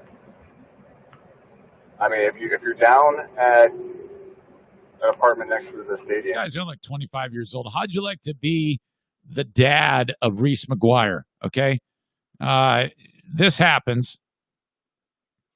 He has to call his dad. And if his dad doesn't find out ahead of time, let's say his dad doesn't find out ahead of time, he calls his dad. And he has to say, now his dad is probably like, man, I'm so proud of my son. He's been, he excelled at sports. He's always been a good kid. And now, hell, man, he's a player for the Toronto Blue Jays. He's living the dream. I've done a great job raising him. He picks up the phone and the kid has to say to him, hey, Dad, I got caught flogging the dolphin in a parking lot of a strip mall. I got arrested for jacking off. What? Oh my God! Oh, I can't. If Jim calls me and says he got arrested for beating off in public, I don't know what I would do. It would be so horrible. I would have a hard time even looking at him again. I would be I'd be so mortified. And this idiot's pissing it all away because he's hard up and needed to jack off. why would you come to a parking lot? I should say he's jizzing it all away. I don't know. I mean, like, are you staying with other people at the apartment, or? Yeah, I have a roommate. Okay, and is it like a weird situation where you feel It's like a studio, so it's, yeah. Okay, so he's talking about, I couldn't do it at my apartment because the cop's like, wait, was there other people there that you didn't want to do it in front of them? Let's go to the bathroom. But you feel like That wasn't the reason why. I don't know. I just decided to park and I don't know. okay. All right. There's two phones in there. Are they both your phones, or are they? Yeah. Okay.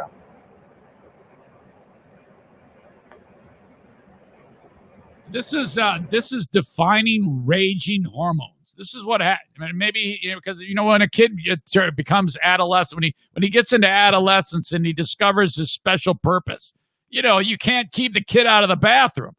You're talking about crusty socks all over the place, and it's Jesus, my God, tissue pile. The shirts are ruined, socks ruined. But 25 years old, maybe he's a late bloomer or something. I'm not sure what goes on from here, but as far as, I've realized that I made a mistake of having my pants down. I got caught by my mom doing this. It was the worst. It actually happened. Doing what I was doing. I told that story. I was watching Star Wars. It was Princess Leia. She did it for me. And, I mean, if there's any way I can, just really learn from it, I feel like hopefully no one's harmed in what they saw, but It's just rambling I on. really am apologetic, and I know I shouldn't have done this. Oh, he feels so bad. All right. I'm gonna get started, Paul. Oh, there's one more. Officer? Okay. In this moment, he has a question for the cops.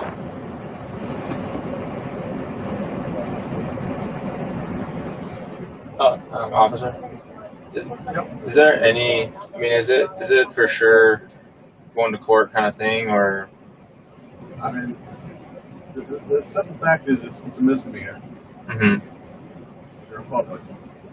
I got people that saw it, and then we saw it before. So Cops like, well, it's a good thing you're not a black guy. We'd have killed you for this. it's a misdemeanor. It's just whether or not you go down to jail and you get looked in for a misdemeanor. Oh, come on, that's a joke, for God's sake. Reputable enough that we can give them A court date. when and where to be, Okay. and not have to give them a bond or So something. ends up getting in trouble. I don't even know what the hell. I think it was just like a misdemeanor thing. He was eventually charged with first-degree misdemeanor exposure of sexual organs and was facing up to a year in jail if convicted. However, he cut a deal with the prosecutor's office earlier this month, pleading no contest to a reduced second-degree misdemeanor charge of disorderly conduct. In exchange, a spokesperson for the state's attorney's office in Pinellas County told TMZ Sports his punishment was nothing more than fines and court costs. Who cares about that? It's the fact that And now he's got to live with it. Oh, I mean, that will haunt him forever. He had a solid start, it says, to the Jays' rebooted Major League Baseball season since putting the case behind him. He's played in 3 games so far and already has hit a home run. So if you're the announcer, and if Reese McGuire hits it, you got to be very careful to not use words that you might say to or if you're me, you would definitely do that. So you're like, oh wow, he really cranked that one hard into the outfield. What a blast! Wow, he's I tell you what, he's got some that McGuire. Yeah, I'll tell you what, he's got some strong wrist muscles. Wow, yeah, especially I'm not sure what handed he is, but that ball was powered by wrist rage, and whoa, there you go. All sorts of puns and references to it. Or you go the opposite way and you don't want to accidentally stumble into saying something like that. So you just say, Reese McGuire, home run, next batter. My God. Good luck, Reese. Sounds like a nice enough dude, but just hard to believe that somebody could be that hard up. Jeez. Okay. Hey, when you go to horizonhydroponics.com and you buy your stuff online, use the show code Zane. Wait a minute. What is it? Zane code? Zane Show. Use the promo code Zane Show when you check out at Horizon Hydroponics. When you're buying your stuff to make the stuff grow indoors. And, for most of you, I realize that's cannabis. But there's some of you that are like nerds that are growing like succulents. And, I don't know, tomatoes or marigolds, whatever it may be. Whatever you're growing indoors, Horizon Hydroponics wants to make sure that you have everything that you need. Go to horizonhydroponics.com and shop. Or if you like to do it in person, they've got 4 locations on Alpine and Grand Rapids, Michigan. You got the Growers Outlet in Byron Center, Michigan, a store in Kalamazoo, and a store in Lansing. Thank you, Horizon Hydroponics. When you spend $250 or more on their website from anywhere in the United States, of course, that's how websites work, you get free shipping and save 10% when you use Zane Show at checkout. The promo code is Zane Show. You will save 10% at horizonhydroponics.com. Okay, while you're growing your pot, you might have to have somebody clean your gun or fix your gun. That's what BK Guns and Stuff does. Call them at 616-902-2447. Then, of course, you got my friends at Stella Fly. If you've got a business and you're like, I'm going to make a post to Facebook, and then, you don't do another thing for another 4 weeks, you're doing it wrong. Stella Fly helps your business get in front of people through social media. Facebook, Twitter, LinkedIn, whatever it may be, they help you do everything for your marketing on social media. If you're doing it yourself, you're probably doing it wrong. Reach out to Stella Fly. Get to their website at stellafly.com. That's S as in Sam, T-E-L-L-A, fly. stellafly.com. I have a feeling Diana might have left me. Not for good.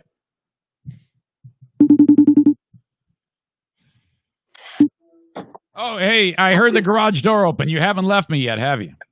No, I'm waiting for you. You are? Yeah. Do you want to just come in here and say goodbye, or do you want to? Because I can do that. Or you can wait, because I probably got about another 15, 20 minutes. Okay, we can wait 20 minutes. Okay. Hey, are you gonna? You got to buy Kevy like a suit or something like that, or long sleeve? No, I bought him. I got it taken care of. It's not. Yeah. This is you know how Davey was. I'm not gonna. Yeah, I don't want anybody to wear a suit, to be honest. Oh, yeah. Now, is there going to be an after? You know how like when you go to a funeral and afterwards you have like a blowout bash? Yeah, there is at Javi's house, but I don't expect you to go because I know you got to get back. And so does Jackie and Jim and Justin. So Kevy and I will just go and then just stay there and come back Friday. I love your hair. Your hair is very pretty. Thank you. Okay.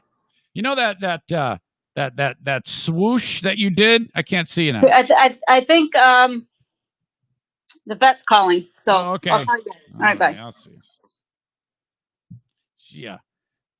she curls it in a particular way that it's like, oh man, that's like my favorite. And she doesn't. It only happens once in a while. It's like she knows that it drives me crazy. Really pretty. All right. What the hell is wrong with me? Okay, the Ellen Show. Oh my God! Now, when this all started, who knew that the Ellen Show employed so many people? It's like 1,000 people to put that show on, and so word was coming down that, oh man, this is a shitty place to work, and and I was hearing rumblings that the producers of the show were really tough on some of the people that work on the show, whatever they may be, because you got a whole list of people that have different levels of jobs, and you could have some literally entry-level positions there for some of the people that are helping put that show on. You got camera people, some technical people, technology people, writers, tons of behind-the-scenes activity to make this show go. And then you start hearing rumblings that it's a horrible place to work, and my first thought is, well, that sounds ridiculous because, we see her on TV and all the good that she does with all these really nice things where you see somebody on there and she gives them a ton of money, or somebody in the news, or a viral video of something where somebody their car broke down and Ellen finds out that they walked to work, so she gets them a new car or something like that.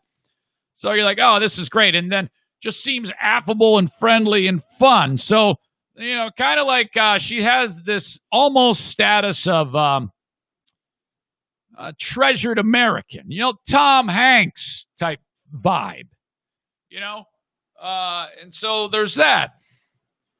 But this is getting out of control because the word started to come around that, she's shitty, but then I heard that they were trying to talk about how blaming. She actually came out with a statement that was like, oh, yeah, it's my fault because my name's on the show. Now, when I see that, that means if someone says that, what they're saying then is, I didn't do anything, but it's my fault because my name is on the show and I should have intervened. And so she's kind of like distancing herself from this supposed people who did all this shit.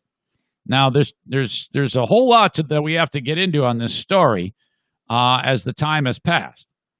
Now, from several days ago, there was a story I saw where she said just that in a statement. And the byline of the story is, as part of the steps to change a workplace environment under fire, two sources tell the Hollywood Reporter that producer Ed Glavin will soon be out. Now, right away, you're like, well, this could be like the somebody falling on the sword here for everybody else, so who knows? Or he could be a total asshole. And then Ellen has nothing to do with it. Okay, maybe, I don't know. So, in a letter to her crew, DeGeneres addressed the alleged workplace misconduct. BuzzFeed detailed it in a story published not long ago. The piece includes a host of former employees' anonymous accusations of racism, intimidation, unjust termination, toxic work culture perpetuated by the show's top producers. The report prompted an in-house investigation by Telepictures, who is their parent is Warner Media. That's who came out with this. And they said it's largely complete. Okay, great. In the note, DeGeneres takes responsibility insofar as the show bears her name and insists that steps will be taken to, quote, correct the issues going forward. As we've grown exponentially, I've not been able to stay on top of everything and relied on others to do their jobs as they knew I'd want them done. Clearly, some didn't, she writes. That will now change, and I'm committed to ensuring this does not happen again. Now, when I read that, if that's the case, well, all right, maybe it is somebody else. We don't know. But this continues as this passes on. More and more people are coming out of the woodwork saying, I don't think so. Let's see.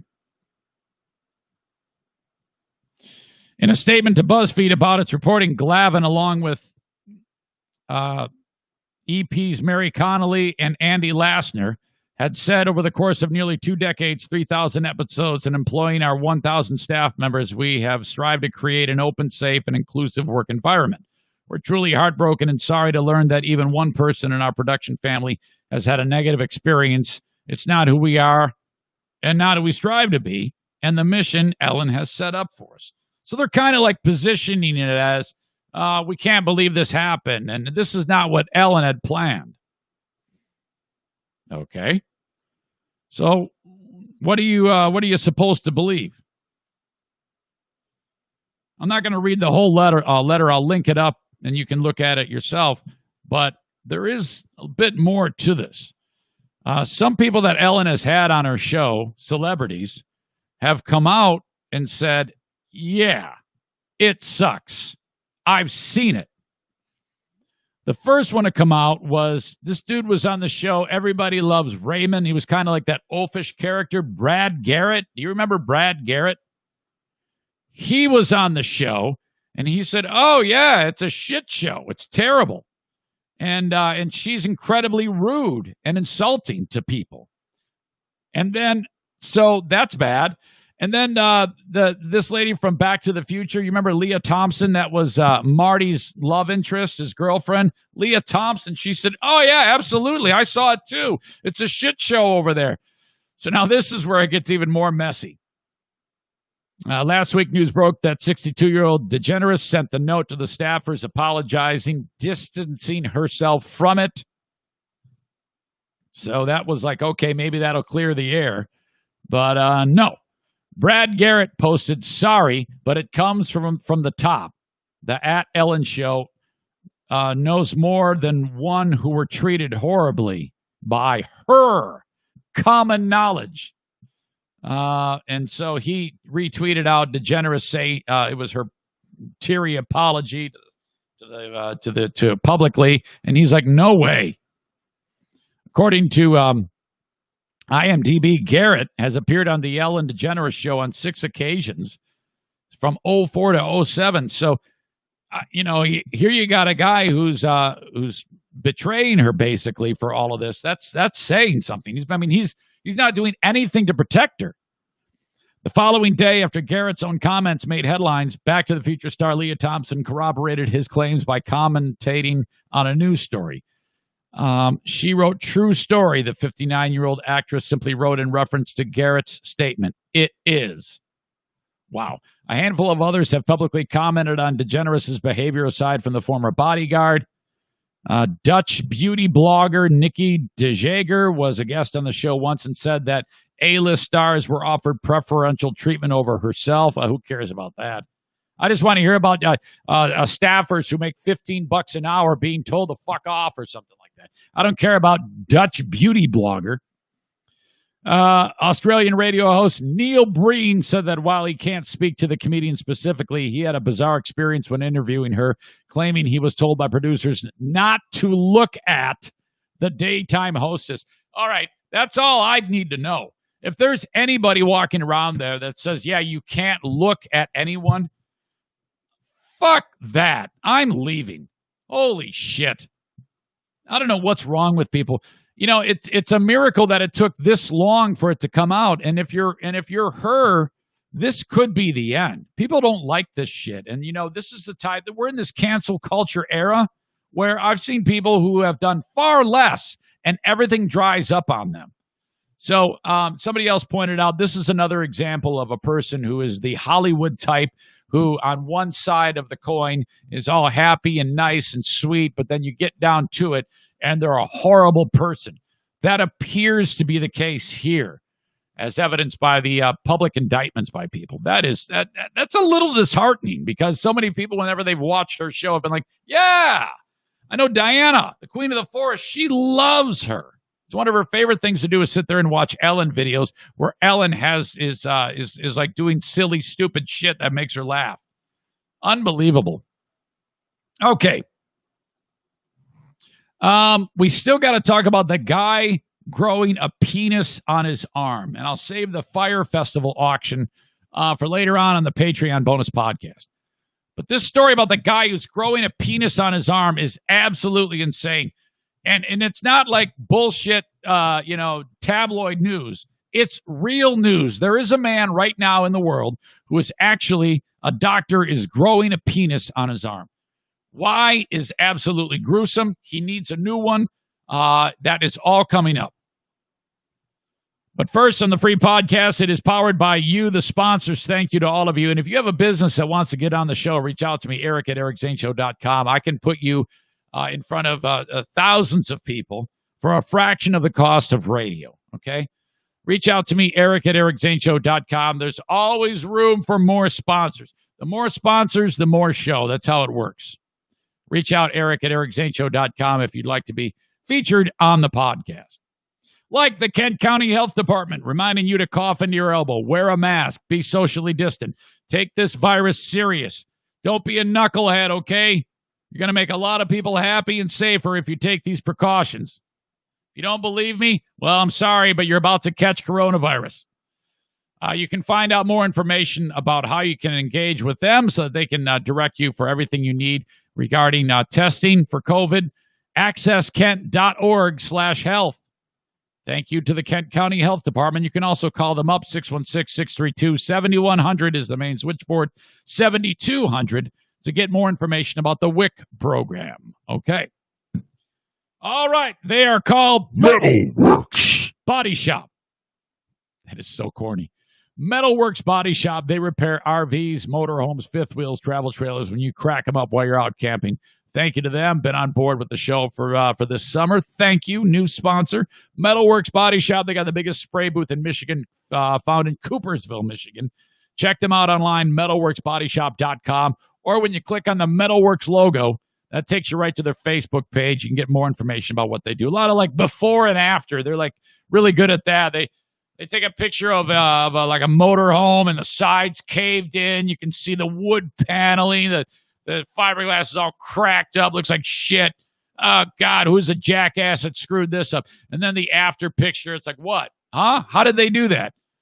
They make sure that the paint is matched beautifully. You will love what you have done at Metalworks Body Shop. Okay. And last but not least, the creator of Forbidden Spanish, the one and only Senor Martinez, Joe Martinez, A&E Heating and Cooling. More people just know his name than they know the name of his business. Hey, Joe Martinez, what's his company called? A&E Heating and Cooling. If you get in the weeds for anything air conditioning, anything with your heating systems, we're not really worried about heating systems right now, but air conditioning, you call on Joe Martinez, okay? 616-516-8579. New installs, repairs, after-hours calls, AC tune-up, that's who you call. I know you when you're driving around, you see all these trucks with smiley faces on them and these gigantic conglomerates. They are going to charge you so much more than you need to pay. Please call them just to compare. Call 3. Get the first 2, and then call Senor Martinez. Say, hey, these 2 jackasses said they're going to do it for this much. I want to go with this guy. You got to beat this guy. All right. He'll do it. 616-516-8579. You'll get the best service, best job done, okay? Fully insured, licensed, everything, and you'll save the most money. 616-516-8579 for Senor Joe Martinez, A&E Heating and Cooling. Okay, so it isn't often you hear about a guy who somehow loses his penis. But that happened, and the image that is on the New York Post story, and I will link it up in the comments of this podcast and at ericzaneshow.com in the news.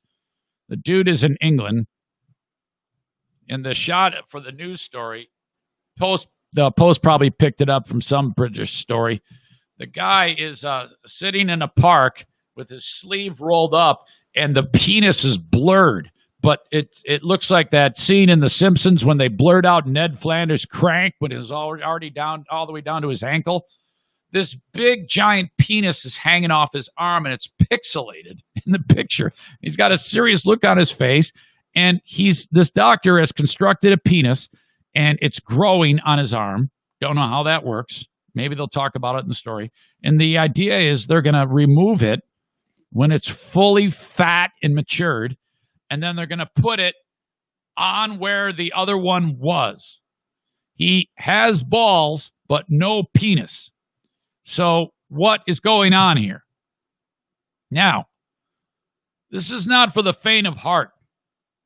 So some of you, I'm warning you right now, this is gross as hell, and it might make you pass out. If I was talking about this on Free Beer and Hot Wings, Free Beer might have had to leave the studio. This is how bad this is. Because he has that vasovagal syncope where a nerve in his body makes his heartbeat decrease, and then he passes out. It's really strange that it happened. So, all right, this is what happened. Okay, I'm just going to kind of read it. A British man whose penis fell off due to a severe blood infection had a new one built on his arm. And I'm going to save that next line as a kicker. Malcolm McDonald is a 45-year-old mechanic. He suffered a horrific infection in his perineum, which is something down there, that turned his fingers, toes, and manhood black. Okay. So some infection causes the extremities to die? Is that what I'm getting out of here? He says, quote, I had struggled for years with an infection in my perineum, but I had no idea what could happen. The separated dad of two from Thetford, Norfolk, England. I wonder why he's separated. How'd you like to be the woman who, if the separation happened after his penis fell off, you got to be that's a terrible look for the lady to leave your family like that. Sometimes it's pretty rough. Why would you do that? There's other ways. You got to stick by your man. If they ended up splitting up because he could not provide for her sexually, there's other ways to do that. My crank barely works, so, that doesn't stop Diana. My face, my God. It's like my nose is a penis. I'm going to pay for that one. I'm in big trouble over that. I can just feel the eyes burning into my back. All right. When I saw my penis go black, I was beside myself. It was like a horror film. I was in a complete panic. I knew deep down it was gone, and I was going to lose it, he said. This gets worse. So again, you're warned. He said he was completely gutted when his penis, quote, just dropped off on the floor in 2014. So it just falls off. So because of this infection, the extremities, whatever, and then just the idea that it actually would fall from your body. Can you imagine how do you not have a heart attack from shock because of that if your crank just falls off? My God. All right. His testicles remained intact. Because I had been through the devastation of knowing I was going to lose it, he says, this is crazy. Let me back up. Because I had been through the devastation of knowing I was going to lose it, I just picked it up and put it in the bin. So, what do you mean? Like the garbage? Did you just throw your dick away? Is that what you did? McDonald continued. So, my dick fell off. Oh, boy. All right, I got to go. I got to clean up these... I got to clean up these dust bunnies in the corner and my dick and throw it all away? Is that what we're talking about here? I went to the hospital and they said the best they could do for me was to roll up the remaining stump like a little sausage roll. That's like one of Mike Ball's strawberry shortcakes. You take a look at one of those things. They're all rolled up like that, right? Wait, I need to read that line again. This is a quote from Malcolm McDonald, the guy whose pecker actually fell off because he had a blood infection. I went to the hospital, and the best they could do for me was to roll the remaining stump up like a little sausage roll. It was heartbreaking. Oh, my God. So what do? Do they put they like roll it up like a pig in the blanket and then put a chip clip on it and say, there you go. See you later. Smell you later. Can you imagine the odor of that rotted dick? I mean, who's ever heard of it? Even to say something like rotted dick, but he actually had a rotted dick. He showed up to the hospital with a rotten dick. Wow. McDonald said he became a recluse and began drinking heavily. Well, yeah, of course. How do you not kill yourself? This is a miracle he even lived for 1 second after that. Miracle he didn't have a heart attack after his dick fell off. Miracle he didn't have a heart attack and die when they rolled up his dick and put a chip clip on it. Miracle he didn't commit suicide later on. For 2 years after... Oh! Damn it! How many times have I told you?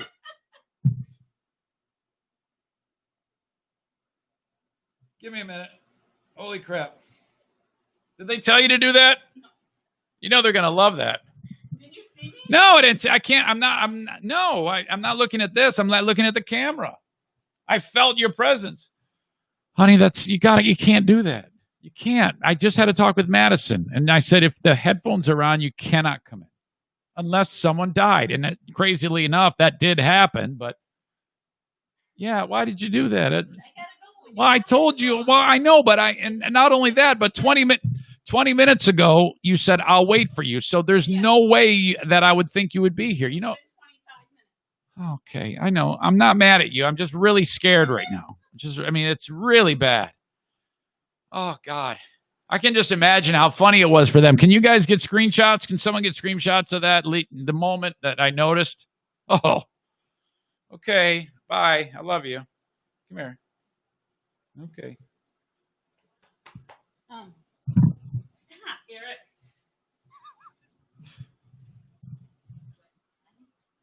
You need to talk to me? Can you text me? You want me to tell them to wait and come out the... Yeah. Okay, hang on a second. When you're listening to the audio podcast, this will be edited out and he'll just pick up right after this. But she needs to talk to me about something. Hang on. I'll talk more about this guy's penis in a second. God, that was terrible.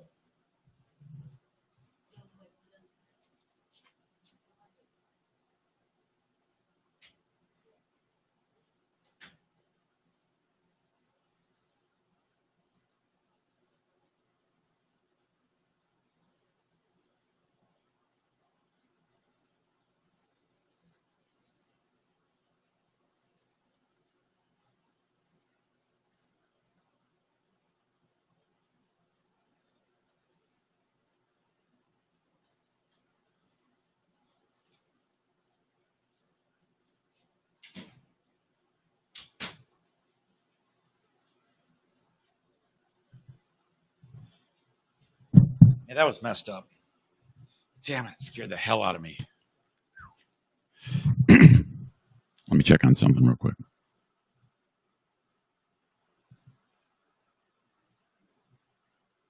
Chat function.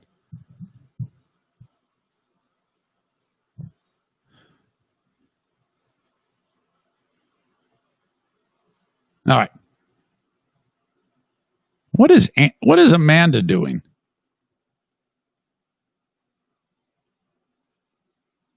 I don't like it when I see IDK. It's his podcast. Maybe I'm just feeling Monday-ish.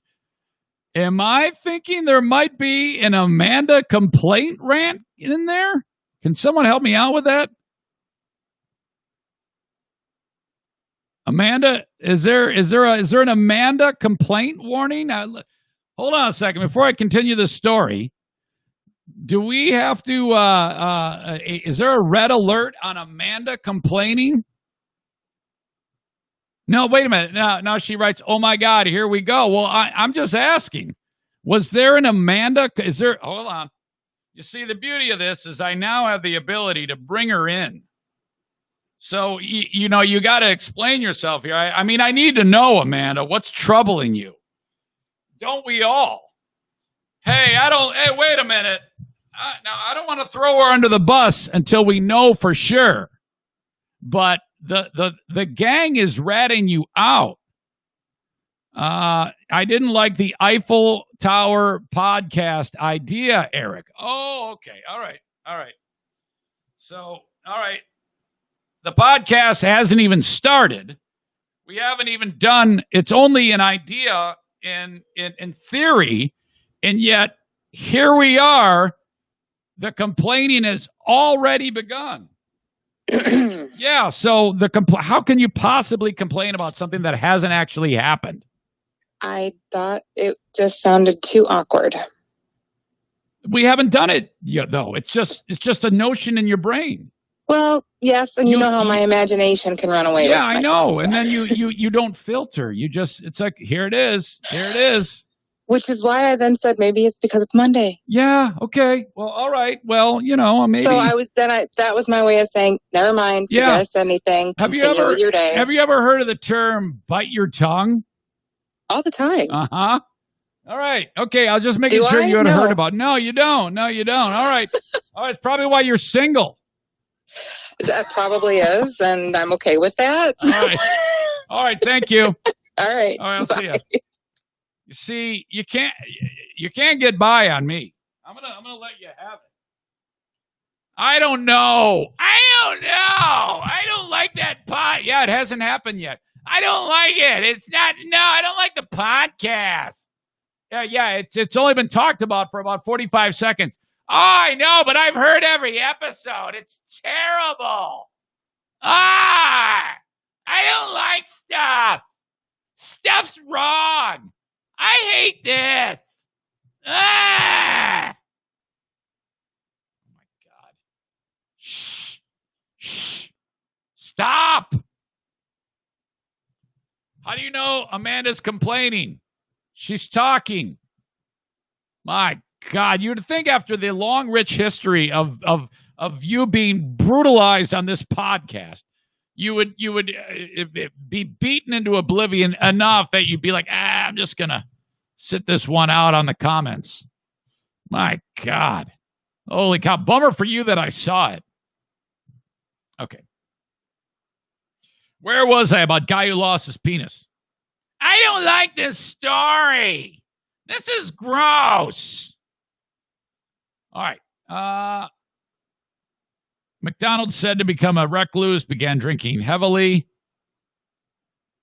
For 2 years after losing my penis, I felt a shadow of a man. My life really fell apart, literally, because I had no self-confidence. I drank, well, yeah, you don't have a dick. I drank too. Can you imagine if somebody at work says, yeah, man, come on, man, grow some balls. He goes, I got balls. I want to grow a dick. I didn't see my family and friends. I just didn't want to have to face up to it. Man, if you lose your dick, you can't tell anyone. You just go about life with no dick, okay? Maybe just, and you didn't, if you don't want your wife to be part of it, you just leave her and just explain it all later. But then he found out from his doctor about the so-called penis master, Professor David Ralph of London's University College Hospital. The dick expert famously created a bionic penis for Andrew Wardle, who was born without one, according to The Sun. It gave me a glimmer of hope that I could go back to being a normal bloke, McDonald told the outlet. Ralph said he could perform an arm graft procedure, which would take up to 2 years. This is really strange. I don't know how this works. They don't really get into these, what do you call it? The medical side of how they grow a penis. I mean, this is really strange to me. He received funding for the procedure because it would eventually allow him to urinate properly and wait a minute, not just perform sexually. So it would work. It'd be a fully functional penis. What the hell? It was all Christmases at once. I was so emotional because it was a chance at a new start, he said. I wasn't worried about the procedure because I had seen what Professor Ralph and his team could do. As far as I was concerned, they were miracle workers. Well, yeah, he's growing a dick on your arm. Can you imagine if he's like coughing into his elbow and the dick goes in his mouth? I mean, that would be a reason to like tour the country. You could join like the Jim Rose circus and be the guy who sucks his own dick all the time. That'd be great. I would pay to see that. I would pay to see this thing work. All right. I'm not sure about some of the other inner workings of how this goes, though. He says, now having a penis felt awful. It's most men's worst fear. For me, I was never really worried about sex because I already had 2 kids. It was always more about my self-confidence and simple things like going to the bathroom.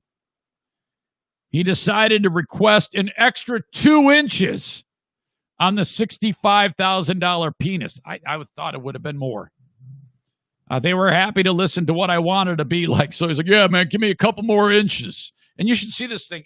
Well, you can't really see it. Again, it's all pixelated. It's like dangling over his arm. It's like drooped. It looks like a baby elephant. What do you call it? I always screw that up. The tusk? No. The trunk. It looks like a baby elephant trunk. I think I've forgotten that once before on the show. They formed a...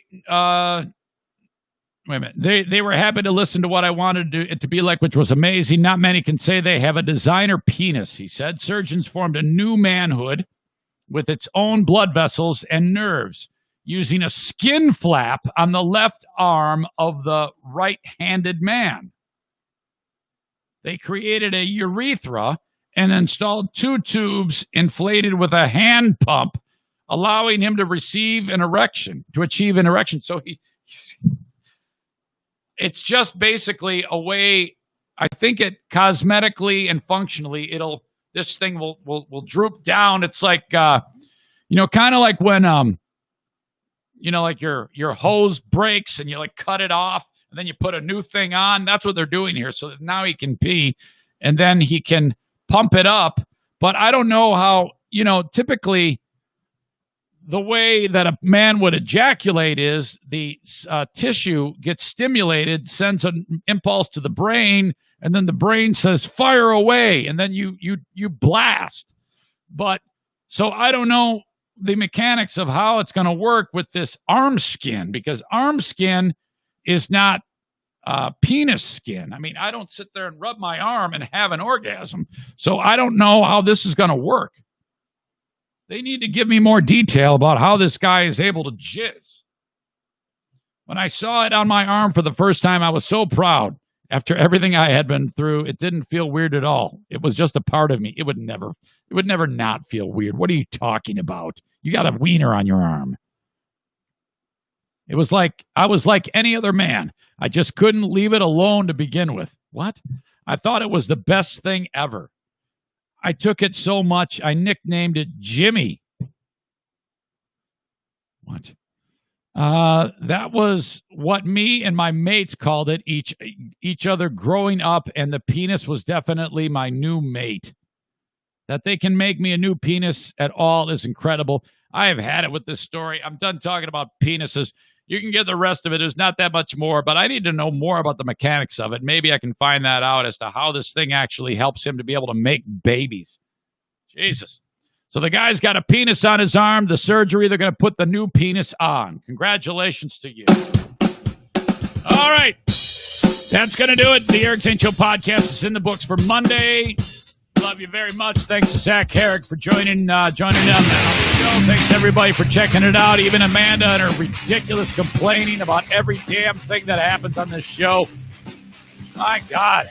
Everybody's like, here she goes again. Hey, and tell you what, you people on Facebook, Twitter, YouTube, when you see Amanda's complaining, call her out on it so I don't have to. Do an impression of it. Oh, my God. I'm complaining again. Remind her about complaining. Jesus. Stop. All right, folks. Have a good one. I'll talk to you down the road.